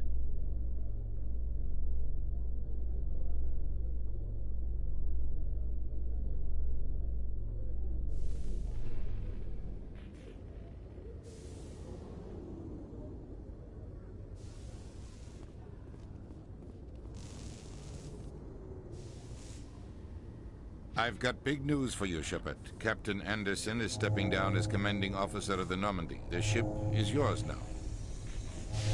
She's quick and quiet, and you know the crew. Perfect ship for a Spectre. Treat her well, Commander. This isn't right. The Normandy belongs to you. You needed your own ship. A Spectre can't answer to anyone but the Council. And it's time for me to step down. Come clean with me, Captain. You owe me that much. I was in your shoes 20 years ago, Shepard. They were considering me for the Spectres. What happened? I failed. I couldn't make the cut. It's not something I'm proud of. Ask me later and I'll tell you the whole story. For now, all you need to know is, I was sent on a mission with Saren, and he made sure the Council rejected me. I had my shot. It came and went. Now you have a chance to make up for my mistakes. Saren's not going to get away this time. Saren's gone. Don't even try to find him. But we know what he's after. The conduit. He's got his Geth scouring the Traverse looking for clues. We had reports of Geth in the Pharos system shortly before our colony there dropped out of contact, and there have been sightings around Noveria. Find out what Saren was after on Pharos and Noveria. Maybe you can figure out where the conduit is before he does.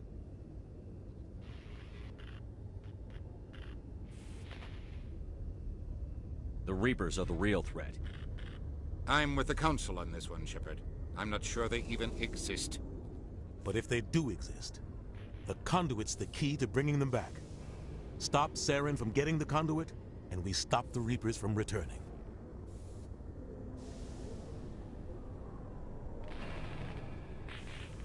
I'll stop him. We have one more lead. Matriarch Benezia, the other voice in that recording. She has a daughter, a scientist who specializes in the Protheans. We don't know if she's involved, but it might be a good idea to try and find her. See what she knows. Her name's Liara, Dr. Liara Tassoni. We have reports she was exploring an archaeological dig on one of the uncharted worlds in the Artemis Tau cluster.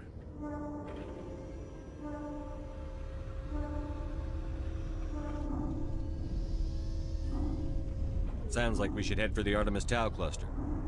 It's your decision, Commander. You're a Spectre now. You don't answer to us. But your actions still reflect on humanity as a whole. You make a mess and I get stuck cleaning it up. I'll do whatever it takes to stop Saren. Not exactly the answer I was looking for, Shepard. Remember, you were a human long before you were a Spectre. I have a meeting to get to. Captain Anderson can answer any questions you might have. Yes, Commander? How are you holding up? Honestly, this isn't how I pictured my career coming to an end. Pushing papers really isn't my thing, but you're the one who can stop Saren. I believe in you, Shepard. If that means I have to step aside, so be it. Tell me what happened with you and Saren 20 years ago. It's close to 20 years ago now. Ambassador Goyle was our representative here on the Citadel. Like Udina, she wanted to get a human into the Spectres. She chose me. The Council sent Saren to keep an eye on me and evaluate my performance, just like they sent Nihilus to keep tabs on you. Why weren't you honest with me? It's not something I'm proud of. I had a chance to become the first human Spectre, and I failed. Saren made sure of that. I think I deserve the whole story. We had intel on a rogue scientist being funded by Batarian interests. He was trying to set up a facility to develop illegal AI technology out in the Verge. Alliance intel had done all the work, but the Council wanted a Spectre involved. We compromised. I was assigned to help Saren in his investigation. We tracked the scientist to a refining facility on Kamala. He was hidden away somewhere inside, protected by an army of Batarian mercenaries. The plan was simple. Sneak into the plant, capture the scientist, sneak back out. Quick, quiet, and a minimum of bloodshed. I'm guessing things didn't go as planned. Saren and I split up to cover more ground. Then about halfway through the mission, there was a massive explosion in the refinery core. Officially, it was ruled an accident, but I think Saren detonated it on purpose to draw off the enemy guards. Sounds like overkill to me. The explosion tore the refinery to shreds. The whole place was on fire. Black chemical clouds poured out into the atmosphere. Nobody inside survived. There was a camp for the workers and their families nearby. Between the fires and the toxic fumes, the final death count was over 500. Mostly civilians. Saren didn't care. The target was eliminated, mission accomplished, and I ended up taking the blame. That ended all talk of me joining the Spectres. Saren caused the explosion. How'd he pin it on you? In his report, Saren accused me of blowing his cover. He said it was my fault the guards were ready for us. He claimed that's why it turned into a massacre. Saren's report was all the proof the Council needed to kill my chances of becoming a Spectre. Why'd you let him get away with it? Who do you think the Council was going to listen to? Me? Or their best agent? I had a bad feeling about him right from the start. I should have been more careful. Maybe I could have stopped things before they got out of hand. Don't blame yourself, Captain. I don't. I blame Saren. I think he wanted things to go bad. He was looking for an excuse to blow that refinery. Maybe he just likes the violence. Maybe he was just trying to make me look bad to keep humans out of the Spectres. If so, he pulled it off. The only thing I care about is stopping Saren. You're right, Commander. It's no good living in the past. How are you holding up? Honestly, this isn't how I pictured my career coming to an end. Pushing papers really isn't my thing. But you're the one who can stop Saren. I believe in you, Shepard. If that means I have to step aside, so be it. What do you know about the Artemis Tau cluster? Not much. I've never been there myself. A handful of systems with a few small, uncharted worlds, but no real colonies. Might not be easy finding Dr. T'Soni out there. My advice is to look for the world with the Prothean ruins.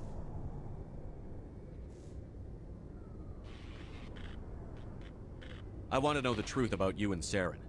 I want to know about the mission you were on together all those years ago. We had intel on a rogue scientist being funded by Batarian interests. He was trying to set up a facility to develop illegal AI technology out in the Verge. Alliance intel had done all the work, but the Council wanted a Spectre involved. We compromised.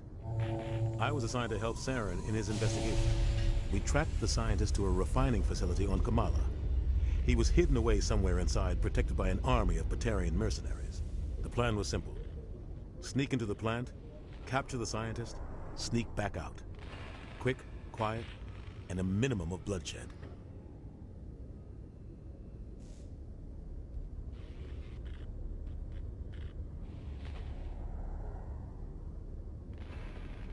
The only thing I care about is stopping Saren. You're right, Commander. It's no good living in the past.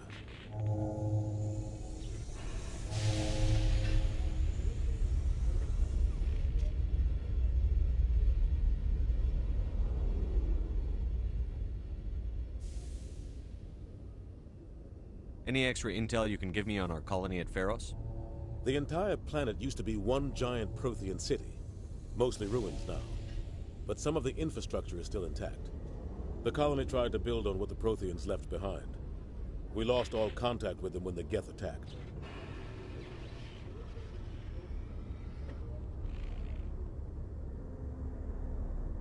What can you tell me about Novaria?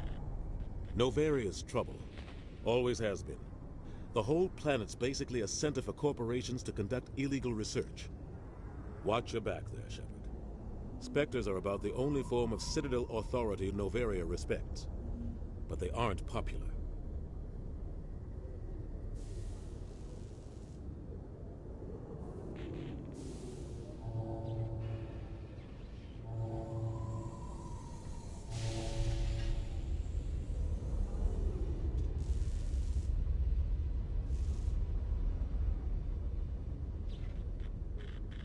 I should go.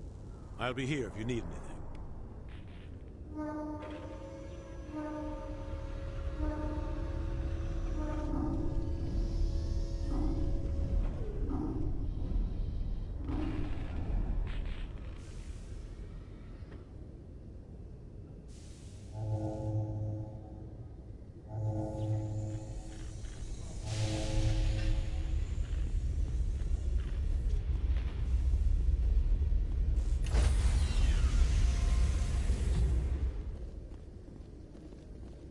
Stand by, shore party.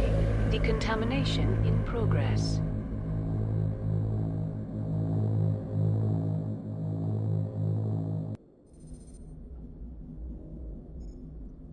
I heard what happened to Captain Anderson.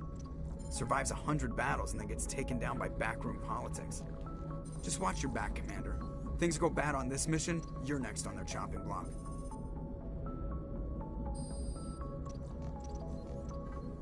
Captain Anderson should be the one in charge. It's like I'm stealing the ship from him. Yeah, the captain got screwed. But it's not like you could have stopped it. Nobody's blaming you. Everyone on this ship's behind you, Commander. 100%. Intercom's open. If you got anything you want to say to the crew, now's the time.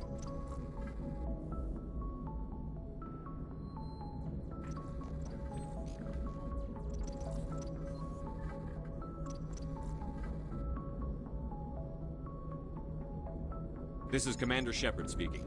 We have our orders. Find Saren before he finds the conduit. I won't lie to you, crew. This mission isn't going to be easy.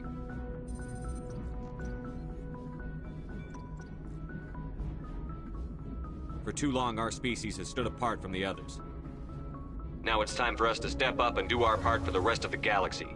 Time to show them what humans are made of. Wherever Saren goes, we'll follow. Wherever he searches for the conduit, we'll be there. We will hunt him to the very ends of the galaxy and bring him down.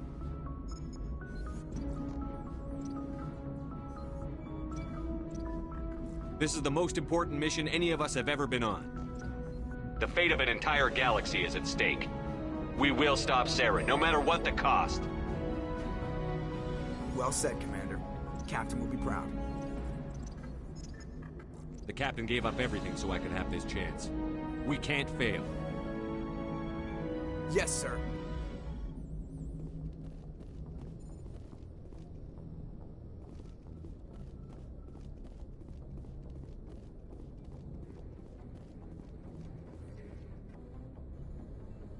If anyone has to take over for Captain Anderson, I'm glad it's you.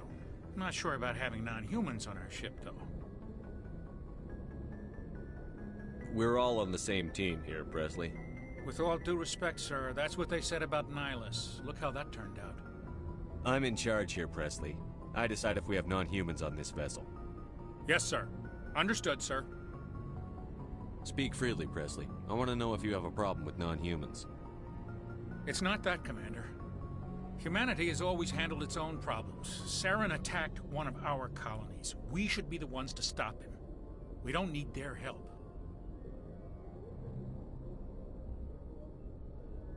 Some people think asking for help is a sign of weakness. That's just being stupid and stubborn. No matter how strong you are, allies can make you stronger. I guess so. Maybe I'm just stuck in the old ways of thinking. But don't worry, Commander. This won't be a problem. How did you end up assigned to the Normandy? I signed up with the Alliance as a navigator right out of school, following in my grandfather's footsteps, I guess. My first posting was on the Agincourt. We were at Elysium during the Skillian Blitz. A massive fleet of alien raiders hit the colony, trying to wipe it out. They had the numbers, but their ships were no match for an Alliance frigate. It was a slaughter. We couldn't even keep track of how many ships they lost.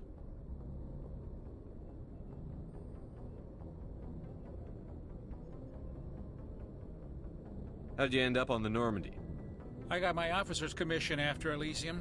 Must have made an impression on the right people. Captain asked for me when he was picking his crew.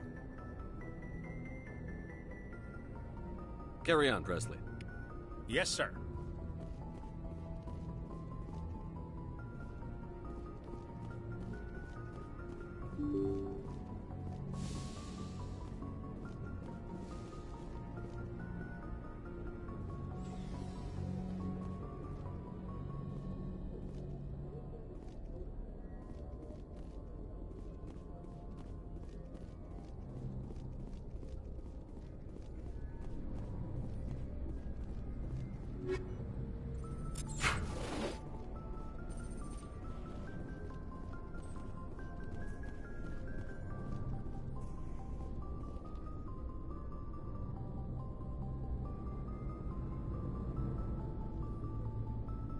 Anything you need, Commander?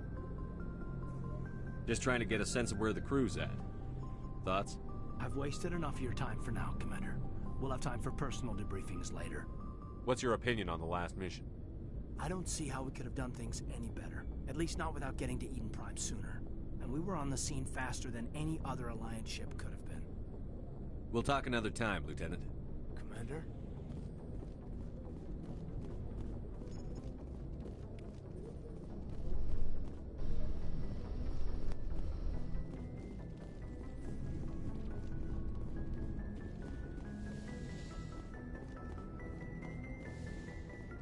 Yes, Commander? Is there something you need? How did you end up serving on an Alliance ship? I enlisted right out of med school. Earth always seemed boring to me. Too safe, too secure. I figured the colonies were teeming with exotic adventure. I wanted to travel the stars, tending the wounds of tough soldiers with piercing eyes and sensitive souls. Turns out military life isn't quite as romantic as I'd imagined. But humanity needs the Alliance if we want to keep expanding through the Traverse, and the Alliance always needs good doctors. So I stayed on to do my part.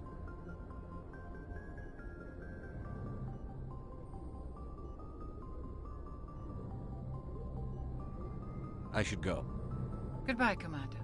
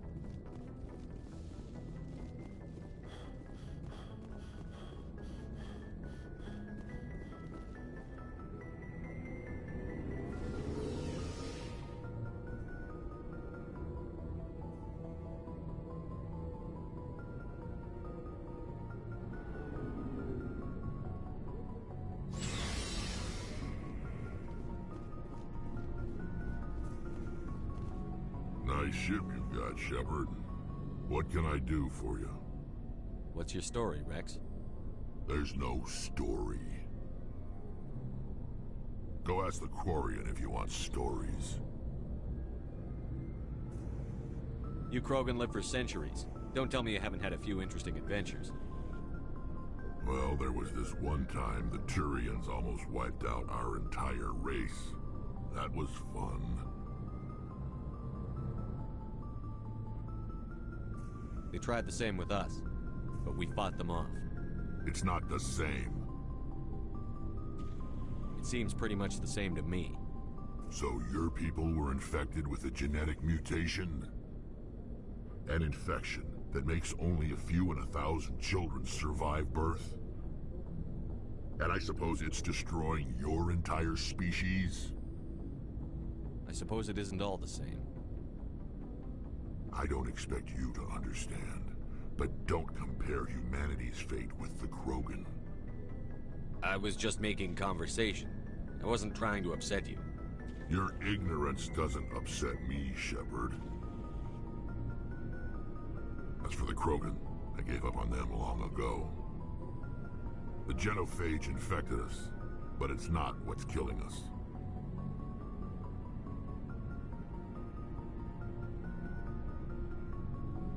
What can you tell me about the genophage? Ask the Solarians if you want details. They made it. All I know, it makes breeding nearly impossible. Thousands die in stillbirth, and most never get that far. Every Krogan is infected, every one. And no one's rushing to find a cure. Why don't the Krogan try to find a cure? When was the last time you saw a Krogan scientist? Ask a Krogan. Would he rather find a cure for the genophage or fight for credits? He'll choose fighting every time. It's just who we are, Shepard. I can't change that. Nobody can. Are your people really dying? We're sure not getting any stronger. We're too spread out. None of us are interested in staying in our own system. Lots of species have left their homes and prospered. But they go to colonize new worlds. We're not settlers. We're warriors. We want to fight. So we leave. Hire ourselves out. And most of us never go back. So long, Rex. Shepard.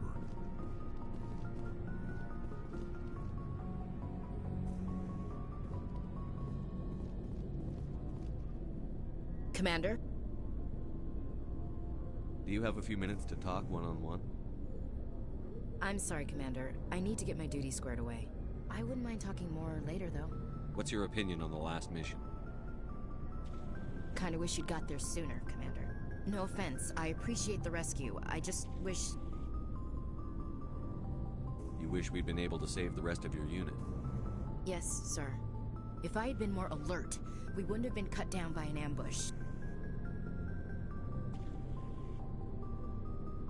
We never trained to fight synthetics.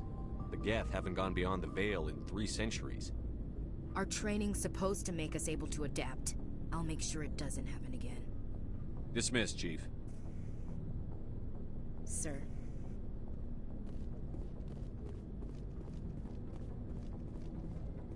Thanks for bringing me on board, Command. I knew working with the Spectre would be better than life at CSEC. Have you worked with a Spectre before? Well, no, but I know what they're like. Spectres make their own rules. You're free to handle things your way. At CSEC, you're buried by rules. The damn bureaucrats are always on your back. Being a Spectre does have its advantages. Exactly my point. If I'm trying to take down a suspect, it shouldn't matter how I do it, as long as I do it. But CSEC wants it done their way. Protocol and procedure come first. That's why I left. So you just quit because you didn't like the way they do things? There's more to it than that. It didn't start out bad, but as I rose in ranks, I got saddled with more and more red tape. CSEC's handling of Saren was typical. I just couldn't take it anymore. I hate leaving. I hope you made the right choice. I'd hate for you to regret it later. Well, that's sort of why I teamed up with you. It's a chance for me to get off the Citadel, see how things are done outside CSEC. Either way, I plan to make the most of this. And without CSEC headquarters looking over my shoulder, well, maybe I can get the job done my way for a change. As long as you do your job well, you're free to go about your business as you see fit. Thank you, Commander.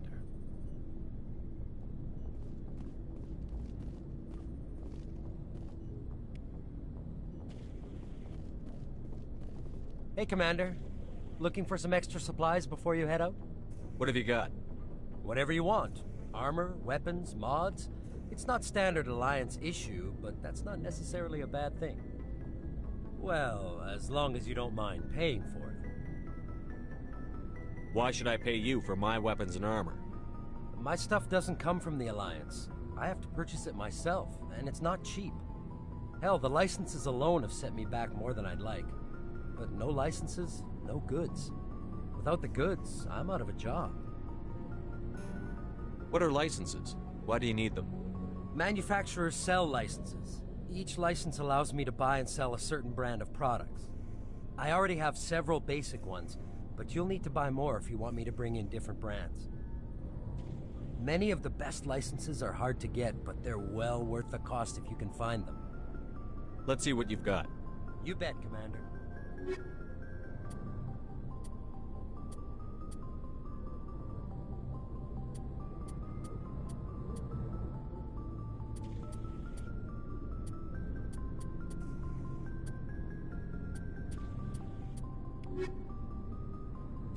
Looking for supplies?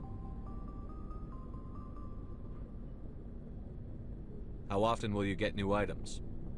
Well, that depends on how many licenses you've purchased. But I'll rotate items on a regular basis regardless. And anytime we land someplace with a big enough port, I'll buy, sell, and trade whatever I can. Check back often. I need to move items quickly, so only the most basic items will be stocked consistently. Not right now, thanks. No problem. Keep checking back.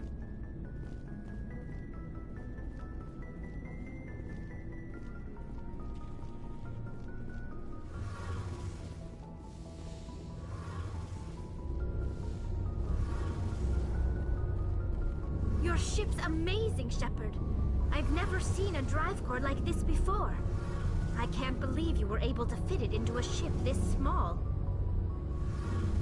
I'm starting to understand why you humans have been so successful. I had no idea Alliance vessels were so advanced. The Normandy's a prototype. Cutting-edge technology. A month ago, I was patching a makeshift fuel line into a converted tug ship in the flotilla. Now, I'm sitting on board one of the most advanced vessels in Citadel space. I have to thank you again for bringing me along. Traveling on a vessel like this is a dream come true for me. I had no idea you found ship technology so interesting. It comes with being a Quarian. The migrant fleet is the key to the survival of my people. Ships are our most valuable resource. But we don't have anything like this. We make do with cast-offs and second-hand equipment. We just try to keep them running for as long as we can. Some of the fleet's larger vessels date all the way back to our original flight from the Geth. I can't believe your fleet's still using ships that are 3 centuries old. They're constantly being repaired, modified, and refitted. They aren't pretty, but they work. Mostly. We've tried to make ourselves as independent as possible on the flotilla, grow our own food, mine, and process our own fuel. But some things we just can't make on our own. A patch to maintain the hull integrity requires raw materials we just don't have. That's why our pilgrimages are so important. Tell me about your people. Our lives aren't easy. Resources are scarce, and we are constantly on the move.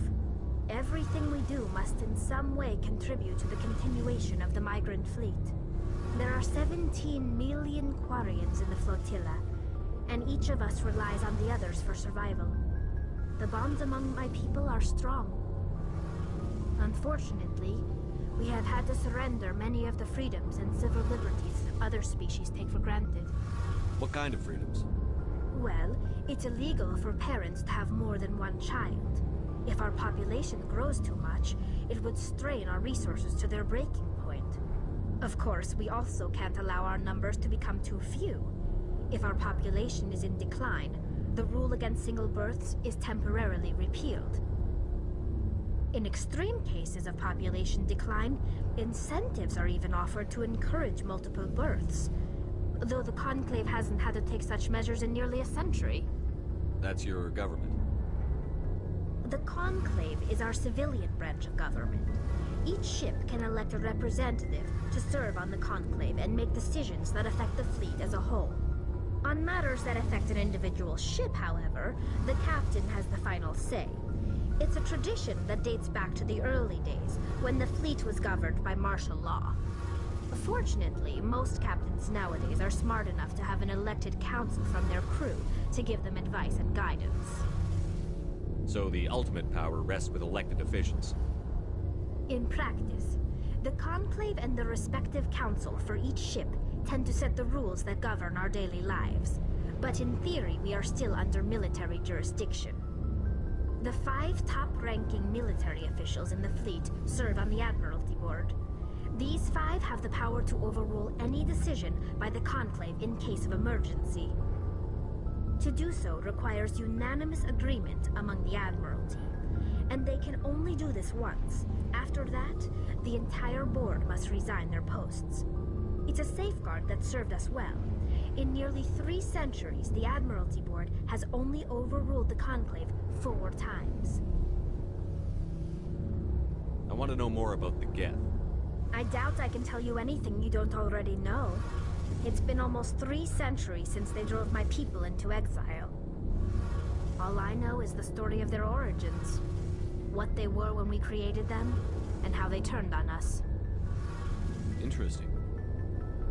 The Geth were originally created to serve as an automated manual labor force. Initially, their intelligence was as limited as any VI.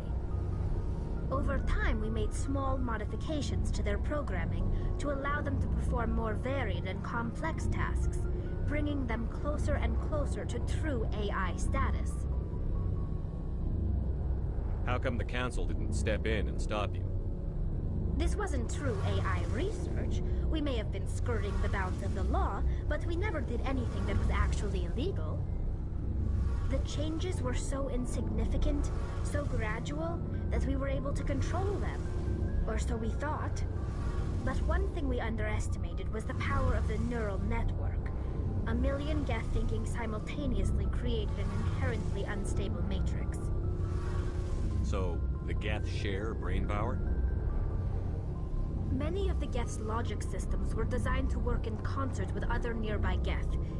Basically, the more of them you have in a group, the smarter they are. So there's some sort of group consciousness? No, nothing like that. They cannot share sensory data or information. Their programming cannot handle that much simultaneous input. Each Geth maintains an individual awareness and identity. The neural network only operates on a process-based level. It's basically the synthetic equivalent of a subconscious. But when they're in close proximity, they can coordinate low-level functional processes, freeing up more capacity for original or independent thought. That doesn't make any sense. I'm probably oversimplifying. The Geth are incredibly advanced and complex creations. All you need to know is that they get smarter when they gather in large numbers. As we built more and more Geth, their effective intelligence became more sophisticated, more abstract. One day, a Geth began to ask its Quarian overseer questions about the nature of its existence. Am I alive? Why am I here? What is my purpose? As you can imagine, this caused a near panic among my people. I don't see what's so bad about those questions. The Geth were created to engage in mundane, repetitive, or dangerous manual labor. That's fine for machines, but it won't satisfy a sentient being for long. The Geth were showing signs of rudimentary self-awareness and independent thought. If the Geth were intelligent, then we were essentially using them as slaves. It was inevitable the newly sentient Geth would rebel against their situation. We knew they would rise up against us, so we acted first. A general order went out across all Quarian-controlled systems to permanently deactivate all Geth. The Geth responded to this order violently. You can't blame them for fighting for their survival. We had no other choice. The Geth were already on the verge of revolution. By acting quickly, we had a chance to end the war before it began. The hope was that most of the Geth would still be little more than machines, incapable of organized resistance. But they had progressed much further than anyone anticipated. The war was long and bloody. Millions upon millions of Quarians died at their hands. In the end, we were forced to flee our own homeworld. We feared the Geth would pursue us, but they never came beyond the Veil. Now we drift through space, exile, searching for a way to reclaim what was once ours. It's hard to feel sorry for you. Your ancestors tried to wipe out another species. We made a mistake when we created the Geth in the first place, but we did not make a mistake when we went to war against them. If we had not acted, they would have wiped us out. They're a synthetic life form. They have no use for organics. None. Why do you think they cut themselves off from the rest of the galaxy? Why do you think they've killed every organic being who's ever tried to contact them.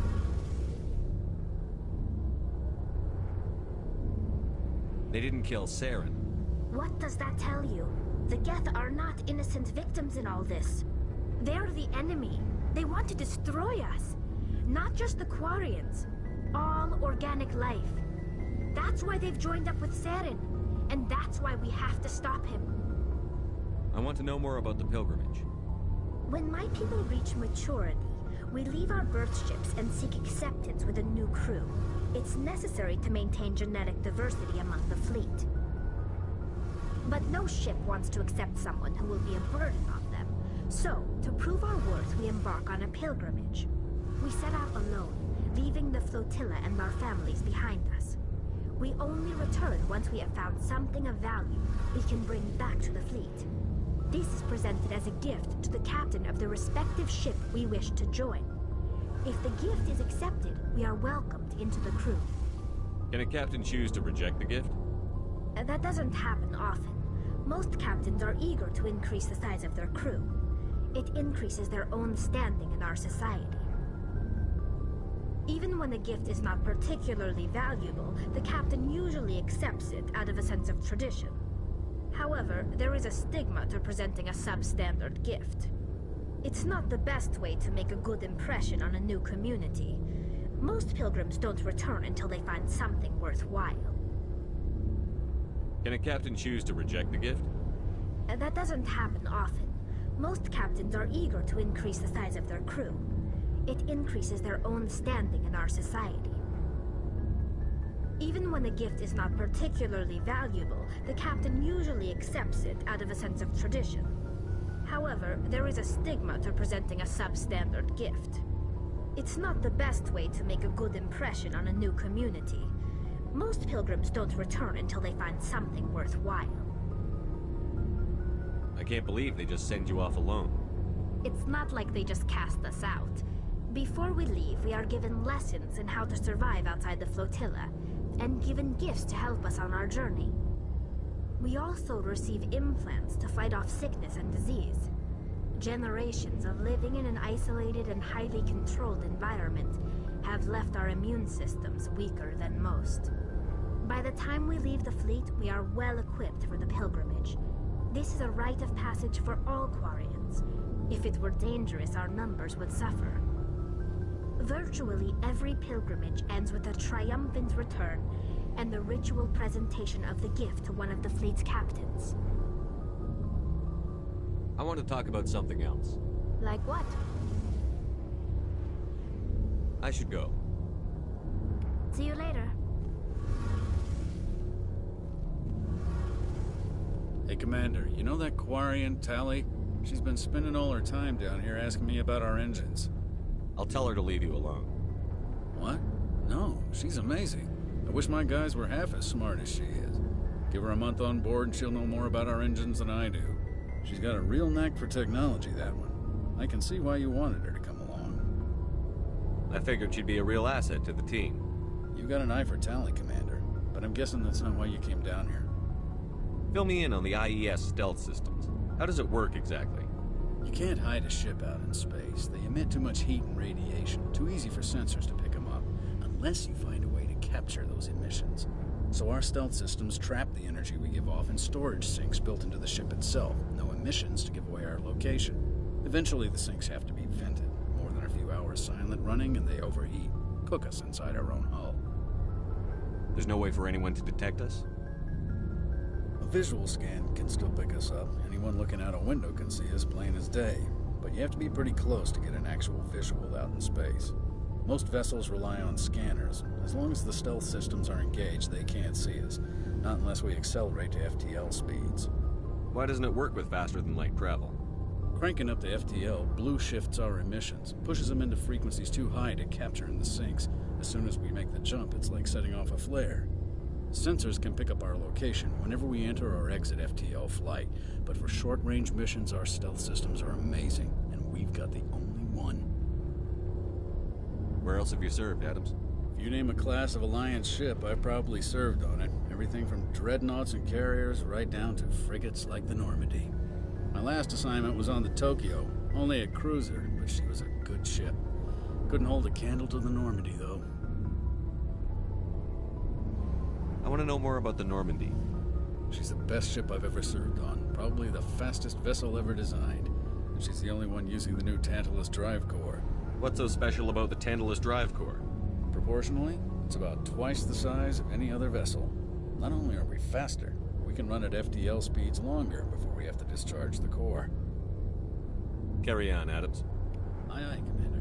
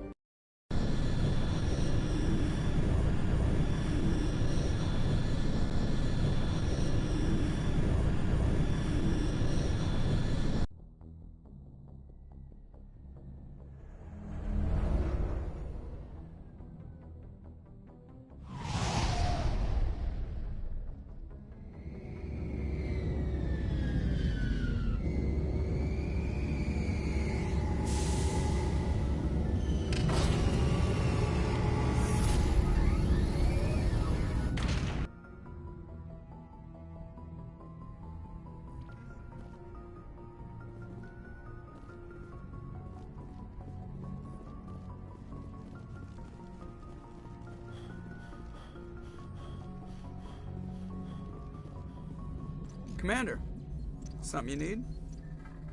How's the Normandy performing? Is she everything they said she'd be? She's the best ship in the fleet, if you've got a pilot who knows how to handle her. Balance isn't what you'd expect. Takes a while to get used to that oversized drive core we got stuffed in the back, and her power can sneak up on you if you're not careful. The Normandy's probably too much ship for your average Alliance pilot, Commander. Lucky for you, I'm anything but average. I like to know my crew. Mind if I ask you a few questions? I can see where this is going. You did a background check on me, didn't you? Well, I'll tell you the same thing I told the captain. You want me as your pilot. I'm not good. I'm not even great. I am the best damn helmsman in the Alliance fleet. Top of my class in flight school, I earned that. All those commendations in my file, I earned every single one. Those weren't given to me as charity for my disease. What are you talking about? Are you sick? You mean you didn't know? Oh, crap. Okay, I've got Vrolik syndrome, brittle bone disease. The bones in my legs never develop properly. They're basically hollow, too much force and they'll shatter. Even with crutches and my leg braces, it's hard to get around. One wrong step and crack! It's very dramatic, but I've learned to manage my condition, Commander. Put the Normandy in my hands and I'll make her dance for you. Just don't ask me to get up and dance unless, you like the sound of snapping shin bone. Why does everyone call you Joker? It's a lot shorter than saying Alliance Flight Lieutenant Jeff Moreau. Plus, I love to make little children laugh. You're dodging the question. Look, I didn't pick the name. One of the instructors in flight school used to bug me about never smiling. She started calling me Joker, and it stuck. Why didn't you ever smile? Hey, I worked my ass off in flight school, Commander. The world's not gonna hand you anything if you go around grinning like an idiot. By the end of the year, I was the best pilot in the academy, even better than the instructors, and everybody knew it. They'd all got their asses kicked by the sickly kid with the creaky little legs. One guess who was smiling at graduation?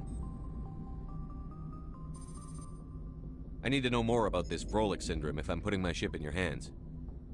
Yeah, of course you do. It's an extremely rare condition. Nobody knows exactly what causes it. Genetic, maybe. It's treatable, but there's no cure. They classify my case as moderate to severe. I was born with over a dozen fractures, hip, thighs, ankles. My bones were already breaking in the womb. 100 years ago, I wouldn't have survived past my first year. Lucky for me, modern medical science has turned me into a productive member of society. You're not gonna break a bone trying to fly the ship, are you? I don't fly with my feet, Commander, so I'm fine as long as I'm in this chair. I gotta be real careful when I get up to take a piss, though. I can do my job as well as anyone on the ship. Better, actually. So don't worry about it. I'm not trying to make you uncomfortable. Let's talk about something else. Whatever you want, Commander.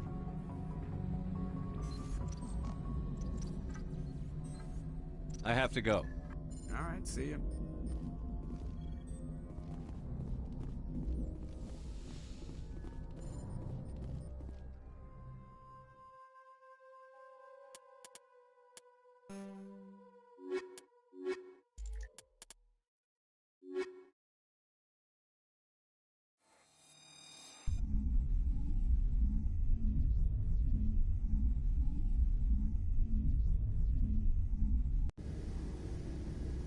Equalizing interior pressure with exterior atmosphere. Logged. The commanding officer is ashore. Exo Presley has the deck.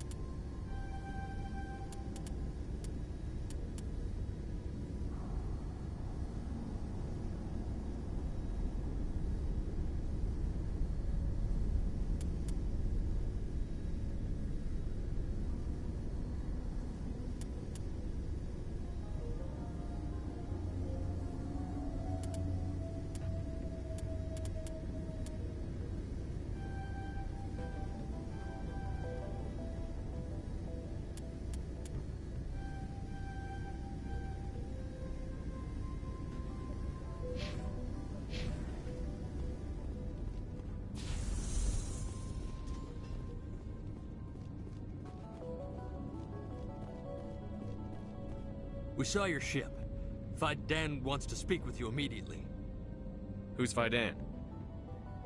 He's our leader. He needs your help to prepare for the Geth. They are making another push. Please, up the stairs past the freighter.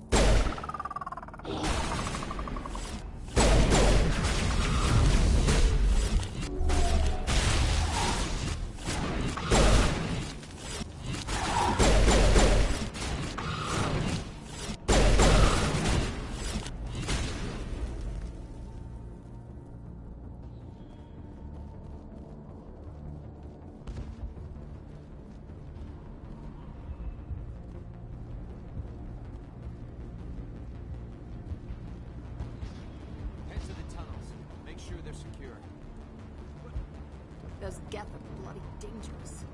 Get ready. Glad to see some soldiers. Unnumbered.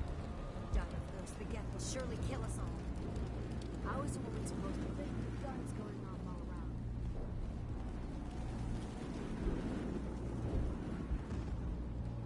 I fear the Geth will kill us all.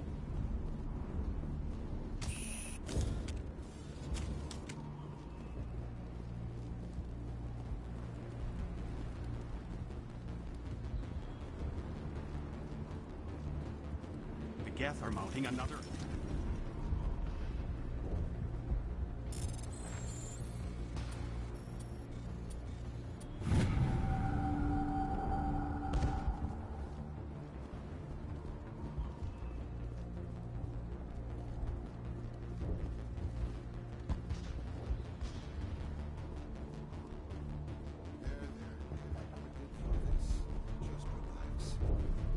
My headaches are getting better. I just... The Geth just keep coming. Hello, Off-Worlder. I'm glad that we aren't totally forgotten by the rest of the galaxy. Dear, please try to rest. You're not ready to speak. But they should know... I mean, they are very important. Yes. That's better. Is there anything I can do for you? I'm fine. I just need to try to think clearly. It's just a lingering pain from the last attack. I'll be fine. I see no major injury, but something must be causing her pain. Please, just let her rest. She just needs rest.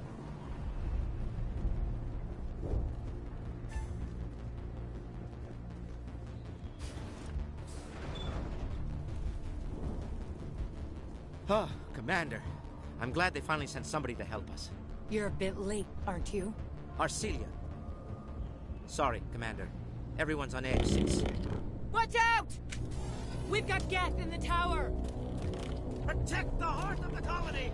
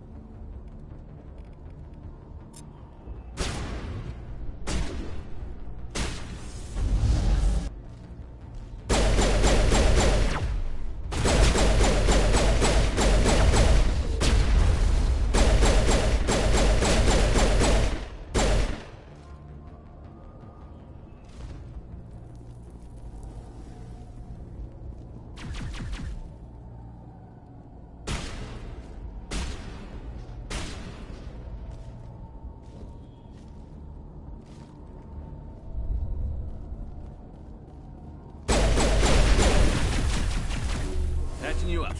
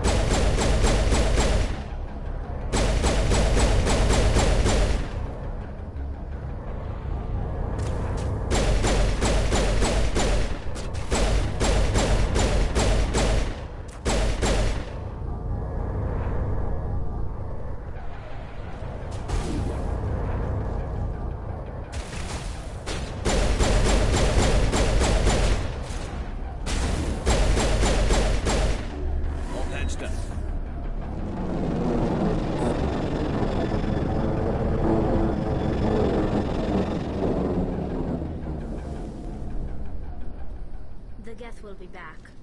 Update Fidan, but don't take long. We should roll out the vehicle and find where the Geth are bunkered.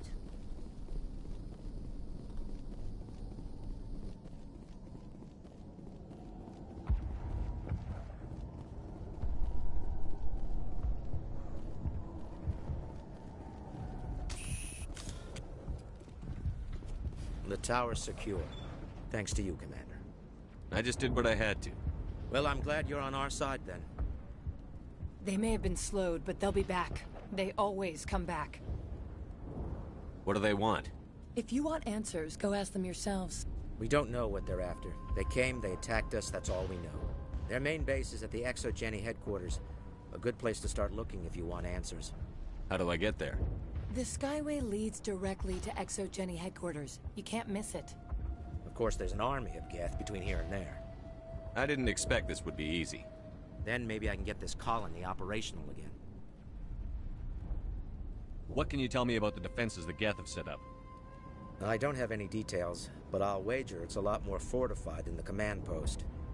They landed at least one Geth ship at Exogeny, and I've seen large walking tanks on the Skyway. Expect a hard fight. What do you need done to get this place back on its feet? We need those Geth destroyed. Arcelia's right. There are still Geth in the tunnels. We also have more mundane problems like food, water, and power. I'm not sure where we stand on those matters. You should talk to the people overseeing them. Do you have information about Geth in the lower tunnels? Nothing new. They're in the tunnel somewhere, likely guarding a transmitter to coordinate attacks. It's not a critical threat right now, but getting rid of that transmitter will help us defend against further attacks.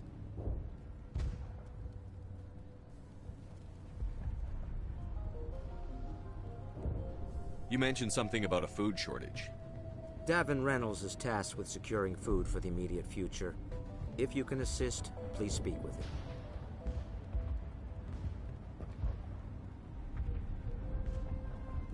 What's wrong with the colony's power supply? May O'Connell is working on our power problems. She'd know more about it than I do.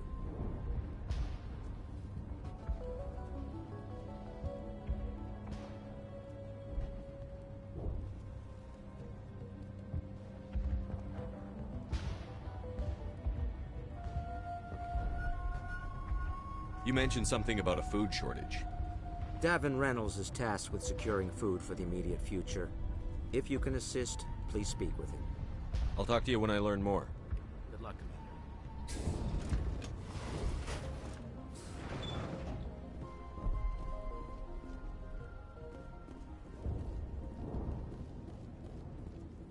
Commander, what can I do for you? What else can you tell me about Exogeny?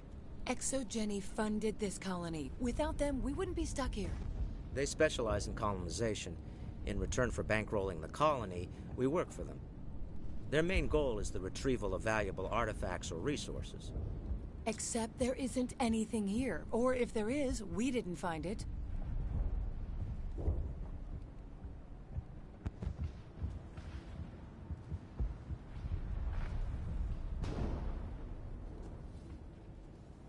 I wonder if that's what the Geth are looking for.